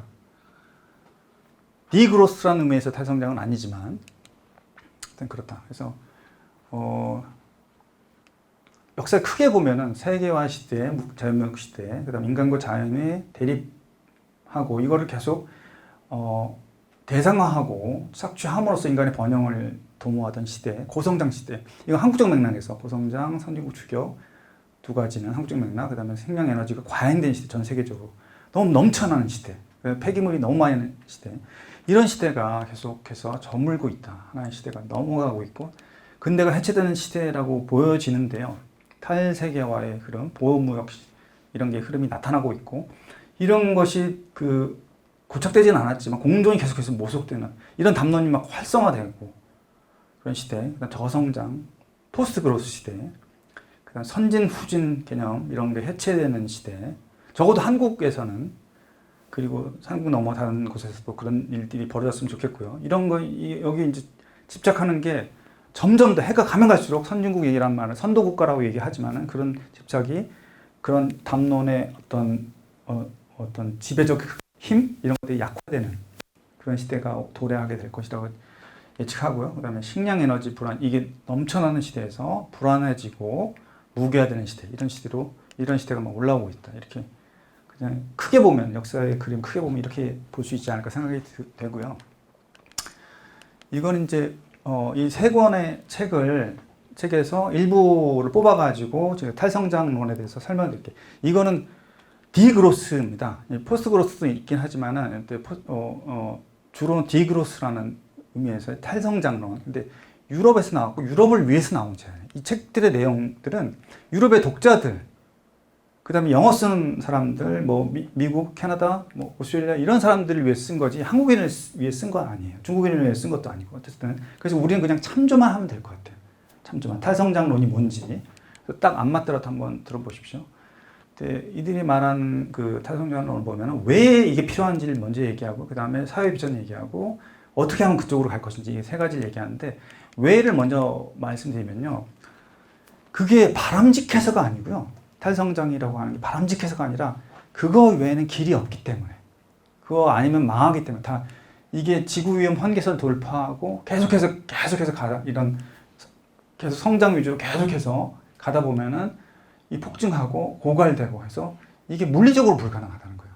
물리적으로 지구라고 하는 게 일정한 한계성 속에 있는데 그 한계성이 계속 침탈되면서 경제를 지탱하고 있는 기반 자체가 흔들릴 수 있다. 이게 굉장히 위험하다. 그런 판단입니다. 계속해서 증대하는 체제 자체가 위험하다. 그래서 이게 지구 한계선과 충돌해서 이제 가장 강력한 형태는 기후 위기죠. 그래서 어떤 파국 상태로 도달하는 경로다 이게. 그래서 이거를 일정하게 변형하자. 그게 이제 탈성장론입니다. 해야만 한다라고 얘기하고 있고요. 이런 과정에서 이런 과정에서 계속해서 희생양이 만들어진다. 희생양의 뭐 일부 자연은 요거랑 연관된다고 볼 수 있고요. 어떤 요 희생양은 그냥 희생양으로 그냥 남아 있냐? 그렇지 않습니다. 어떤 피드백이 있어요. 피드백이 있기 때문에 그게 두려운 거다라는 거고, 불평등을 계속해서 심화시킨다. 여러분들 그 최근에 영국 총리 49일 만에 사임한 거 보셨어요? 그 뉴스 혹시 보셨나요? 그것도 사실은 영국 사회가 불평등, 그 사회 자체의 불평등이 심합니다. 그래서 어떤 보자 위주의 정책, 기업 위주의 정책 이런 걸 막 쏟아내니까 막 실행하려고 하니까 난리가 나죠. 그래서 막 살기 힘든 사람들 난리가 나고요. 하여튼 그러한 사회적인 압박 속에서, 그다음에 그런 압박을 정치적으로 대변하는 세력의 압박 속에서 이제, 그리고 보수당 내에서의 또 반대 속에서 시각하게 된 건데, 어쨌든 이 영국뿐만 아니라 이 서구 국가 간 불평등도 계속해서 심화하는 체제고, 그 다음에 비서구권과 서구권 간의 불평등도 계속해서 심화된다. 그래서 이러한 이렇게 이 이야기가 이어지고요. 그 다음에 이러한 불평등으로 인해서 사회적 심리적 질병이 증가함으로써 이러한 것 때문에도 또 어떤 사회적 파국 상태로도 가기 쉽다. 그래서 이런 문제 때문에 지금 요거는 불가능한 체제다. 지금 뭐 한 10년, 15년은 갈 수도 있을, 삐걱거리면서 갈 수도 있지만 어차피 이렇게 된다. 이렇게 될 가능성이 있다. 그대로 가는 거야. 그래서 빨리 판단을 하고 다른 식으로 가야 된다라고 주장을 하고 있는 거예요. 그래서 요러한 제가 말씀드렸던 요런 게 기후 안정성, 생태계 안정성과 계속 충돌하기 때문에 특정 산업, 어떤 산업이냐? 오염 산업이죠. 여러 가지 탄소 오염 산업, 그리고 폐기물을 너무 과다하게 배출하는 산업, 그 다음에 강물, 바다 오염시키는 산업, 오염 산업들을 그 산업들 생산량 감소시키고 유통량 감소시키고 산업 전환을 하자. 그 다음에 요 사람들의 과다 욕망과 과다 소비가 요게 있기 때문에 되거든요. 이게 안 되잖아요. 사람들이 안 사잖아요. 만약에 오늘 여러분들 옷 몇 벌 사십니까? 1년에 한 10벌 사십니까? 만약에 1년에 10벌 샀는데 지구의 모든 사람이 10벌씩 샀는데 1년에 3벌로 줄여. 그러면 어떻게 돼요? 7벌씩 다 줄여. 그러면 생산이 어떻게 돼요? 이게 흔들리는 거야. 그러니까 그 정반대로 말하면 이게 되기 때문에 이게 되는 거예요. 과다 생산이 되는 거예요. 그래서 사람들이 각자 소비량을 줄이지 않는 운동하는 거예요. 이게 탈성장 운동이고 하나에. 그다음에 에너지 사용량. 요거 다 이제 여기도 해당되고 여기도 해당됩니다. 어쨌든 에너지 사용량 감소 해야 된다. 그다음에 교통 그리드 시스템 전환해야 된다. 에너지 전환해야 된다. 그 다음에 그 과정에서 정의 실현하고 불평등 해소해야 된다. 이런 것이 탈성장이다라고 얘기를 하고 있고요. 그러려면은 국가 단위의 계획적인 경제 전환이 있어야 된다. 오스탄데 죄송합니다. 탈성장 지향의 그린 뉴딜이 필요하다. 이렇게 이 사람들이 얘기하고 있고요. 또 비전은 뭐냐면 이 사람들이 얘기하는 비전이 생산량을 계획적으로 조절하자. 그 다음에 경제 성장이 조금 적게 되는 그런 경제 성장률이 성장률이 낮아지는 거죠. 일부러 낮게 하면서 경제를 안정적으로 해가자. 그 다음에 커먼스라는 거를 회복하자. 그다음에 협동경제, 지역순환경제, 뭐 이런 걸 하자. 그다음에 돌봄 가치가 기본 가치로 되는 경제를 만들자.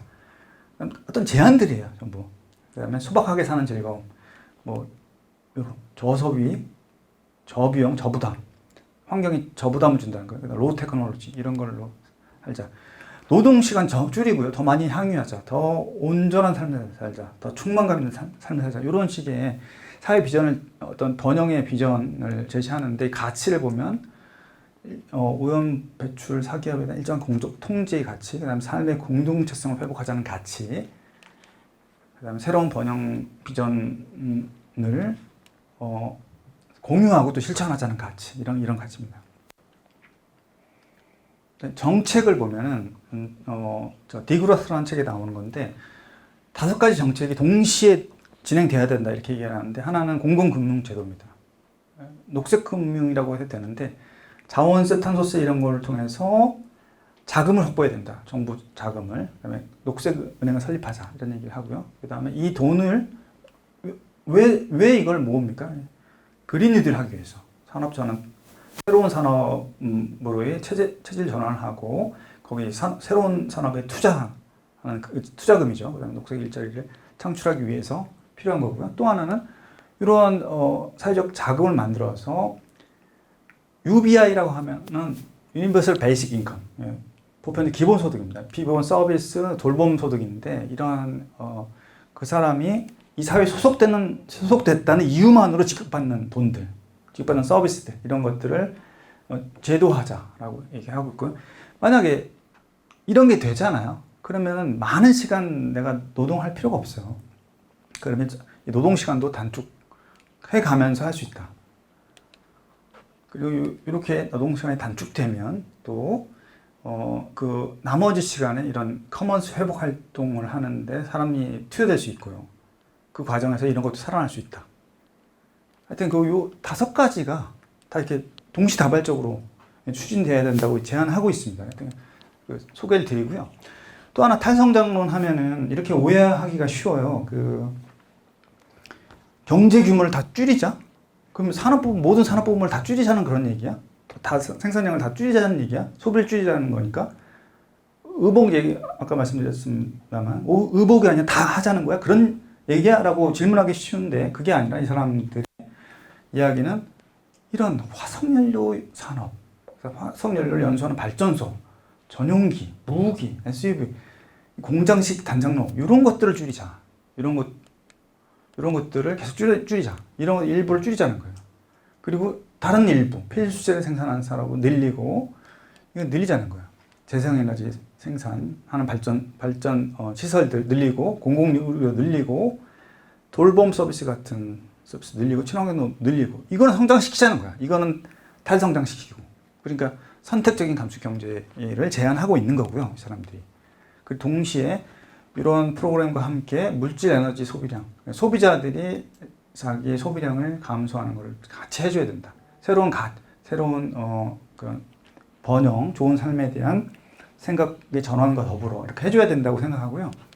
그렇게 제안하고요. 이렇게 하려면 이게 말뿐이 아니라 실제로 하려면요 쉽지 않아요. 계획과 실행의 주체가 있어야 돼요. 왜냐하면 이거는 만약에 예를 들면 포항제철의 생산량을 줄인다. 좋다 이거예요. 탄소 배출 많이 되니까. 그러면은 얼만큼 줄여요? 2023년엔 얼만큼 생산해야 돼? 2025년은 얼만큼 생산해야 돼? 포스코에서 이 철강을 얼마나 언제까지? 그리고 얘네들 피해는 그만큼 적게 생산하는데 보상 어떻게 돼? 그냥 무조건 강압해요? 네, 줄여. 너 오염기업이니까 개자식들 줄여. 이렇게 얘기합니까? 보상 이것도 있어야 되고요. 보상하려면 재원도 있어야 돼요. 그리고 이런 것들도 마찬가지로 프로그램을 이렇게 하려면 이쪽으로 전환하려면 이런 것들 늘리는데 계속 투자가 필요해. 그래서 이게 쉽지 않습니다. 그래서 이거를 엄밀한 계획과 실행의 주체가 있어야 돼요. 아주 계획적으로 해야 돼요. 이거 그냥 대충 해서는 안 되고요. 이거 하나의 사기업이 할 수 있는 게 아니고요. 모든 사기업을 아우르고 그다음 모든 시민을 아우르는 주체, 다 아우를 수 있는 자, 국가죠. 국가가 다른 말로 해서 정부가 해야 되는데 그 정부는 생태적인 정부, 공동체주의적인 정부, 기후위기에 대응하는 정부. 이런 정부가 나와줘야지 그러한 어떤 의미 있는 프로그램으로 이 아이디어가 실행될 수 있다. 그래서 탈성장론자들이 얘기하는 게 이런 정부를 만들자는 얘기까지 합니다. 이런 정부를 만들자. 여기까지 탈성장론까지 말씀드렸는데 좀 더 지평을 넓혀가지고 새로운 번영을 제안하는 사람들이 있어요. 그 사람들의 생각을 들여다보면은 저는 2가지 보편적 지향 가치를 발견할 수 있었는데 하나는 뭐냐면 지금 지구 시스템의 한계선을 넘어선다는 것. 그러니까 너무 많은 온실가스를 배출한다는 것. 등등 해서 한계선을 넘어선 걸 하지 말자. 그 한계선을 중시하고 그 안에서 살아가자. 지구 안정성을 보호하자. 지구를 보호하자. 뭐 이러한 가치를 발견했고요. 또 하나는 동시에 모두가 적정 수준의 웰빙을 향유하자. 불평등을 해소하고 낙오자가 없게 하자. 정의로운 전환하자. 그러니까 이 대응을 해가면서 요것도 하고 요것도 하자. 이렇게들 얘기하더라고요. 다들. 많은 사람들이 이렇게 얘기하는 걸 봤고요.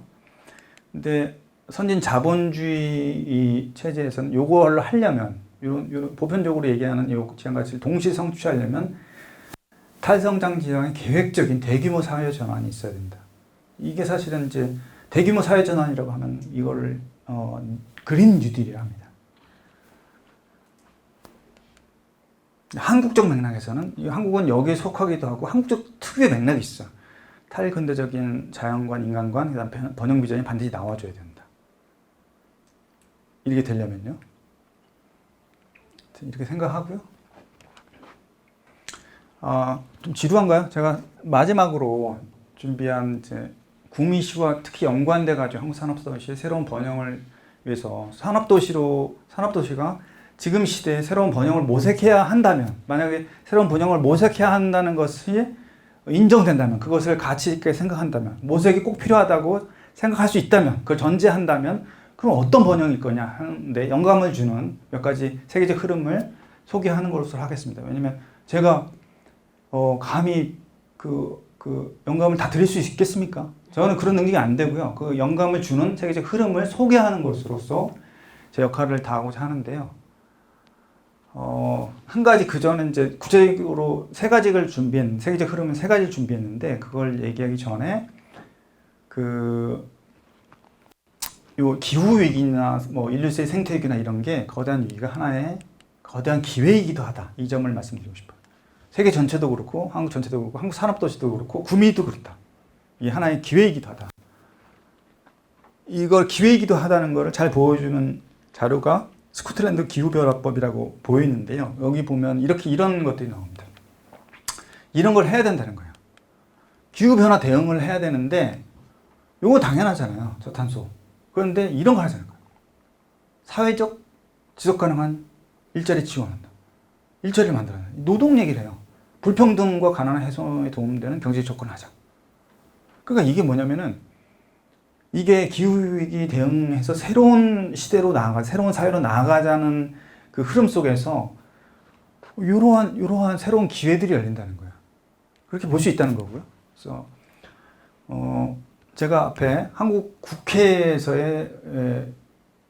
제출한 성숙 사회론을 잠깐 설명드렸고, 유럽인들과 뭐 서구인들을 위해서 제출한 탈성장 사회론을 말씀드렸어요. 근데 이렇게 말씀드렸지만은 우리 사회에 좀 더 맞는 건 이거겠죠. 우리 여기서 살고 있는 사람들이 쓴 거니까. 근데 이 얘기도 상당히 주목할 만한 얘기라고 생각해요. 왜냐하면 우리도 선진 자본주의 체제 안에 들어가 있기 때문에. 그래서 요 두 개가 한국 전체에 어떤 식으로 적용될 건지, 다 하나의 어떤 가상의 어떤 지향 방향일 뿐이잖아요. 현실이 아니잖아요. 한국 전체에 어떤 식으로 적용이 될 건지 고민을 해봐야 되고, 또 한국 시 단위에서, 산업도시 단위에서 어떻게 적용될 건지는 또 다른 식의 고민을 해봐야 된다. 거고요.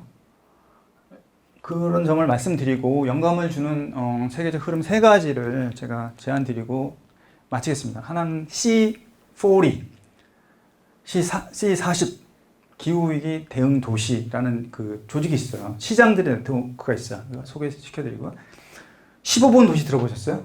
신문에서, 방송에서 보셨어요? 15번 도시. 이거 소개시켜드리고, 정의론 전환, 산업 전환 이런 거 말씀드리고 끝내겠습니다. C40 이거는 약 100개 도시의 시장들의 네트워크예요. 그래서 전 세계 6억 인구를 포괄한다고 하고 세계 경제의 20%를 포괄한다고 하는데, 불행히도 한국 도시가 하나도 없더라고요. 여기. 지금 현재 C40 치면, 구글에 치면 바로 나옵니다. 여기 조직에 그 웹사이트가 바로 나와요. 그래서 메가시티라고 하는 게 있고, 2030년까지 약 인구 300만 이상이 예상되는 도시들인데, 이런 나라들 다 들어가 있고, 이런 나라들의 도시들이 다 들어가 있고, 여기는 이제 그 인구는 적지만 리더십이 있는 여기 있는 도시들이 이렇게 들어가 있습니다. 어쨌든 이런 도시들이 들어가 있는데, 시장들이 서로 연대해 있는데, 여기서 그럼 뭘 하자는 거냐? C40에서는 이런 걸 하자는 거예요. 탄소 감축 행동을 하고요. 그다음 회복력 증대. 이 회복력은 뭘 말하냐면 허리케인, 뭐 태풍, 뭐 가뭄 이런 충격이 왔을 때 그 피해를 받는 그 지역 사회, 그 피해자들이 다시 일어설 수 있도록 그 일어설 수 있는 힘을 회복력이랍니다. 그걸 증대하는 그런 걸 얘기하고 있고요. 그다음에 이런 제로 웨이스트, 청정 공기 재생 이런 것들을 굉장히 빨리빨리 해야 된다. 이걸 빨리 해 나가야지 우리가 새로운 번영으로 나아갈 수 있다. 이렇게 얘기를 하고 있고 기후 변화로부터 우리를 보호해야 된다. 그 동시에 정의로운 전환을 해야 되는데 이것을 전 세계적인 차원에서 해야 된다. 그렇지? 그래서 이 한 곳에서 예를 들면 중국에서 예를 들면 필리핀에서 예를 들면 뭐 프랑스에서 한 곳에서 잘 한다고 이게 해결되는 게 아니기 때문에 다 연대해서 해야 된다라는 거고요. 그래서 외교나 포럼 이런 걸 중시하고 그 녹색 금융 탈성장론자들이 말하는 그런 얘기도 하고 있습니다. 이런 게 가치로서 제시가 되고 있고요. 15분 도시는 여러분들 안 이달고 시장 모르세요? 혹시? 프랑스 파리의 시장, 현재 시장. 서울시장 누구죠? 서울시장 아시죠? 네. 아시죠? 그럼 오세훈 아시면 이달고 아셔야 돼요. 그거 오세훈보다 훨씬 유명해, 전 세계적으로. 그리고 이 사람이 재선할 때 2020년에 재선할 때 다시 두 번째 시장이 됐을 때 재선 때 요걸 내놔요. 15분 도시. 그래서 다시 이걸로 재선이 돼요. 이게 뭐냐면 우리 파리는 생태와 건강을 최우선 가치로 생각하겠다. 하이 가치로서 평등, 연대, 로컬 이런 거를 계속 캐치프레이즈 내걸고요. 그래서 행복도를 전체 시민의 행복도를 증대시키겠다 이런 걸로 이렇게 얘기를 하고 있고 그럼 15분 도시는 뭐냐 이런 겁니다. 왜 이러지? 여기 거리가 이 접근이 15분 안에 다 해결되는 자기가 사는 곳에서 바깥일 수도 있고 어딜 수도 있는데 직장, 마트, 도시에 필요한 모든 것들 이런 것들 다 하는데 15분 안에 접근이 될 수 있는 그런 도시를 만들겠다. 그래서 잠시만요. 요거를 왜지? 요런 도시들이 이걸 같이 하고 있고요. 제주도에서도 오영훈 도시, 부산에서도 뭐 얘기를 하는데 어쨌든 제주에서도 이렇게 이거를 지금 하고 있고요. 하여튼 지금 현재 네트워크 안에 제주가 들어가 있는 건 아닙니다. 아닌데 어쨌든 이러한 도시들이 지금 참여하고 있고요. 이게 이제 프랑스가 굉장히 주도적인데 프랑스 파리가 주도적인데 그 파리에서 나온 그 인포그래픽을 보면은 요 주거지에서 15분 안에 갔을 때 배우는 거, 일하는 거, 뭐 재활용하는 거, 필수품 구매하는 거, 바람 쐬고 노는 거, 자기 개발하는 거, 참여하는 거, 치료받고 이동하고 운동하고 장 보고 이게 다 되게 하겠다. 도시 플랜 해가지고 그런 얘기를 하는데요. 제 생각입니다. 근데 이게 구미시에서든 어디서든 되려면 이미 지금 사용하고 있는 점유하고 있는 사람들과 협상, 합의가 필요하다. 새롭게 공간 디자인을 하기 때문에 그 다음에 자동차 도로의 일부 폐쇄, 자동차 주차장 제거 등의 교통전환. 왜냐하면 이 15분 도시라고 하는 게 생태를 강조한다고 했잖아요. 그래서 파리시 현재 자동차 도로가 뭐 5차선이었다, 뭐 4차선이었다면 지금 뭐 3분의 2나 뭐 이 정도로 줄어져 있습니다. 현재도. 나머지는 뭡니까? 자전거로 지금 바뀌어 있어요. 그렇게 하여튼 그렇기 때문에 이런 것들 다 그 15분 도시 이상을 실현하려면 이런 게 필요하다고 생각이 되고요. 마지막으로 정의로운 전환, 산업 전환과 정의로운 전환 말씀드릴게요. 이 말 자체는 이때 시작된 거고 미국에 시작된 거고요. 2015년 파리 기후 협약에 노동력의 정의로운 전환과 좋은 일자리, 양질의 직업 창출이 매우 필요하다. 기후 위기, 기후 변화에 대응할 때 이런 게 필요하다고 언급을 하고 있고요. 그래서 정의로운 전환하고 정의로운 산업 전환하고 개념을 구별할 필요가 있는데 산업 전환이라고 하는 거는 여기 정의로운 전환의 일부 어떤 개념이다. 왜냐면은 정의로운 전환이라고 하는 거는 좀 더 폭넓어요. 저탄소화를 하자, 전환하자, 탈탄소로. 그 다음에 폐버제를 만들면 안 된다. 국제적으로 기후변화에 취약한 지역을 계속 지원해야 된다. 회복력을 높일 수 있도록 지원해줘야 된다. 그 다음에 적응 비용은 공정하게 부담하자. 이런 여러 가지 가치들이 있어요. 그리고 어떤 산업시설이나 공장 이런 것을 폐쇄나 축소에 영향받는 노동자, 가족, 노동자의 가족, 지역사회를 지원하자. 이런 게 5번이 들어가 있는데 이런 식이 들어가 있는데 특히 5번과 관련해서 정의로운 산업전환이라는 걸 얘기할 수 있는 거죠. 만약에 구미 국가산업단지에 일을 하기 위해서 구미시로 이주를 했어. 어디 대구에 살고 있는데 와서 살고 있어. 구미 시민으로 살고 있어. 그러면 그 사람들이 출근을 지금 안 해. 더 이상 안 해. 뭐 이런 일로 벌어져서 축소돼가지고 난 실업자가 됐어. 그러면 그 사람들에 대한 어떤 지원. 그 임시적으로 구미시에 살려고 왔는데 실직하게 된 그 사람의 가족에 대한 지원. 하여튼 그런 것들을 저기는 산업전환이라고 말을 할 수 있는데요. 그래서 뭐 이런 새로운 것의 산업전환으로 갈 때 기존의 노동자들이 노동자나 가족, 그다음 지역사회가 받는 피해를 최소화하고 지원한 그분들을 지원하자라는 이야기고요. 정의로운 산업전환이라는 게. 그래서 제가 정의로운 산업전환의 사례를 이제 그 기후위기 대응하면서 전 세계 사례를 서치를 해봤어요. 연구를 해봤어요. 찾아봤어요. 근데 잘 안 나와요. 왠지 아세요? 이거 지금 막 구상 단계고요. 그리고 실제로 하려면 되게 어려워요. 되게 힘들어요. 이 작업 자체가. 왜냐면 이거는 구미시 자체, 아니면 부산시, 뭐 울산시 이런 데서 하나가 할 수 있는 게 아니에요. 왜냐면 그 재원이 많이 들기 때문에, 돈이 많이 들기 때문에.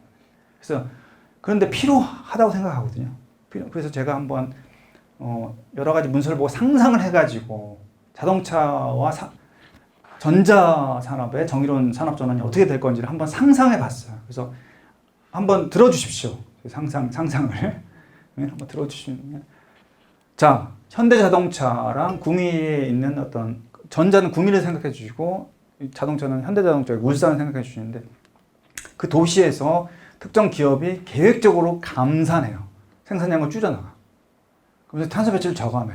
그래서 계속해서 줄여나가. 근데 이런 게 만약에 제가 그 현대자동차 사장이나 구미 산업단지에 들어가 있는 어떤 입주 기업의 사장이야. 동의하겠습니까? 뭔 소리야? 내가 지금 당장 내가 피해도 되는데 난 동의하지 못하죠. 당연히 난 반대하죠. 제가 만약 그 입장, 강사가 아니라 그 입장이면 반대하죠. 내 이익이 엄청나게 희생되는데. 그렇기 때문에 어떤 녹색 전환, 탈탄소 사회로의 전환하자는데 다 동의를 해야 돼요. 그렇게 전 사회적으로 동의하는 거를 그린 뉴딜이라고 해요. 그린 뉴 딜, 녹색의 새로운 사회적 합의. 그린 뉴딜 해. 진짜로 그린 뉴딜을 해야 돼요. 근데 말로만 그린 뉴딜 떠들고 있죠. 가짜죠, 가짜. 뉴딜이란 건요, 그 대공황 이후에 새로운 그 경제 질서를 만들기 위해서 미국에서 뉴딜이라는 새로운 정책을 미국이라는 국가와 미국 시민들과의 새로운 협약을 맺자. 새롭게 나아가자. 해서 뉴딜이에요. 그런데 그걸 녹색으로 하자. 그게 그린 뉴딜이에요. 녹색 하나로 새로운 계약을 맺자. 새롭게 바꿔나가자. 이게 그린 뉴딜이에요. 한국에 그린 뉴딜이 된 적이 있습니까? 말로만 지금 떠들고 있는 거예요. 이거 전혀 그린 뉴딜을 해야 되는 거예요. 실제로. 녹색의 새로운 사회적, 이게 안 되면 무슨 이게 됩니까? 이게 말이 안 돼요. 그래서 해당 산업, 탄소 배출을 많이 하는 현재 오염기업을 아우르는 그런 산업의 그 CEO들, 노동자들, 노동자의 가족들, 그다음 지역사회. 왜냐면 그 산업시설이 막 없어지고 하면은 다 영향을 받아요. 거기 식당에 안 오는데? 더 이상? 거기? 쇼핑몰 다 입주했는데 거기서 판매가 안 되는데 다 딴 데로 갔기 때문에 다 동의가 돼야 돼요. 그 동의를 얻는 과정이 그린 뉴딜이에요. 이게 돼야지 조금씩이라도 계획적으로 감산할 수 있다. 감산하게 되면 어떻게 됩니까? 생산이 줄어든다는 건 노동자가 실업자가 된다는 거예요. 거기서 실업자들이 한쪽으로는 그 탄소가 안 나오는 자동차, 전기차의 생산 부분, 그다음에 전자 산업은 모르겠어요. 근데 어쨌든 탈탄소 기술 산업 부분으로 자연스럽게 이 노동자들이 이렇게 이동할 수 있도록 정부가 이 길을 터주는 거예요. 계속해서 이거 연계시켜주는 거죠. 어떤 특정한 법을 통해서. 그리고 만약에 여기 부분이 노동자가 다쳤어. 이게 너무 많은데 이거는 일정하게밖에 안 돼. 그러면 못 들어간 사람들은 새로운 일자리로 다 들어갈 수 있게 길을 터줘야 되고요. 직업교육의 길을 열어주고 이게 뭐냐 이런 겁니다. 재생에너지 산업, 업사이클링, 그린 리모델링, 녹색 인프라 만드는 사람 여러 가지 새로운 산업 투자를 하면서 여기에 일자리를 만들어 가지고 이들이 갈 수 있게 길을 터주자는 거죠. 근데 문제는 이런 거 하려면 돈 이런 것도 만들어야 되고요. 이런 것도 만들어야 돼요. 이런 거 하려면 돈이 필요해요. 대대적인 자금이 필요합니다. 국가 자금이 필요해요. 그럼 이걸 어떻게 확보할 거냐? 저는 이게 가장 효과적이다. 이걸 동의하지 않을 분들도 많을 텐데 오염을 많이 하는 사람들이 많이 돈을 내는 거예요. 탄소 오염을 많이 하는 사람이 탄소 오염세를 내는 거고요. 자원 많이 사용하는 사람들이 많이 내는 거예요. 기업들이 많이 내죠. 이런 거. 기업들로부터 계속해서 교란을 하는데 적극적인 역할을 했던 사람들, 그 주체들이 돈을 많이 내야 된다. 그래서 저 개인적으로도 낼 생각이 있습니다. 탄소세 부과한다면 적극적으로 내죠. 그래서 이 자금을 확보해서 이런 걸 써야 되고요. 자금은 흘러가야 되고. 그럼 이 기업들은 어떻습니까? 현대자동차나 구미전자산업단지의 어떤 기업들 영업이익이 감소되잖아요. 네? 그러면은 계속 피해잖아요. 기업들은 계속 피해만 봐야 됩니까? 억울하죠. 그래서 이 자금이 또 일부 탈탄소 산업 부분 새로 만들어낸다든지 얘네들이 새로 전기차를 많이 하겠다 이런 것들 새로 만들어내겠다 하면 요걸 할 수 있도록 돈이 흘러가가지고 계속 지원해줘. 정부 보조금 해줘. 그러면 이 현대자동차로서는 한편으로는 그 내연기관 차량을 계속 제조했던 그 흐름이 줄어들죠. 하지만 전기차는 계속 늘어나면서 자연스럽게 어떤 기업도 큰 피해 없고 노동자도 큰 피해 없는 흐름이 될 수 있다는 거예요. 될 수 있다는 거예요. 양쪽이 다 큰 피해가 없이. 그러려면 가장 중요한 거는 제 생각에 이건 것 같아요. 그래서 요거 되려면은 요게 돼야 돼. 그린 뉴딜이 돼야죠. 그린 뉴딜이 되려면 지금 그린 뉴딜이 필요하다는 인식이 돼 있어야죠. 인식이 그냥 정부 몇 명만 지금 그린 뉴딜이 필요합니다라고 생각하면 전 사회적으로 거의 모두가 양식 있는 사람은 거의 모두가 이 동의를 해줘야 된다.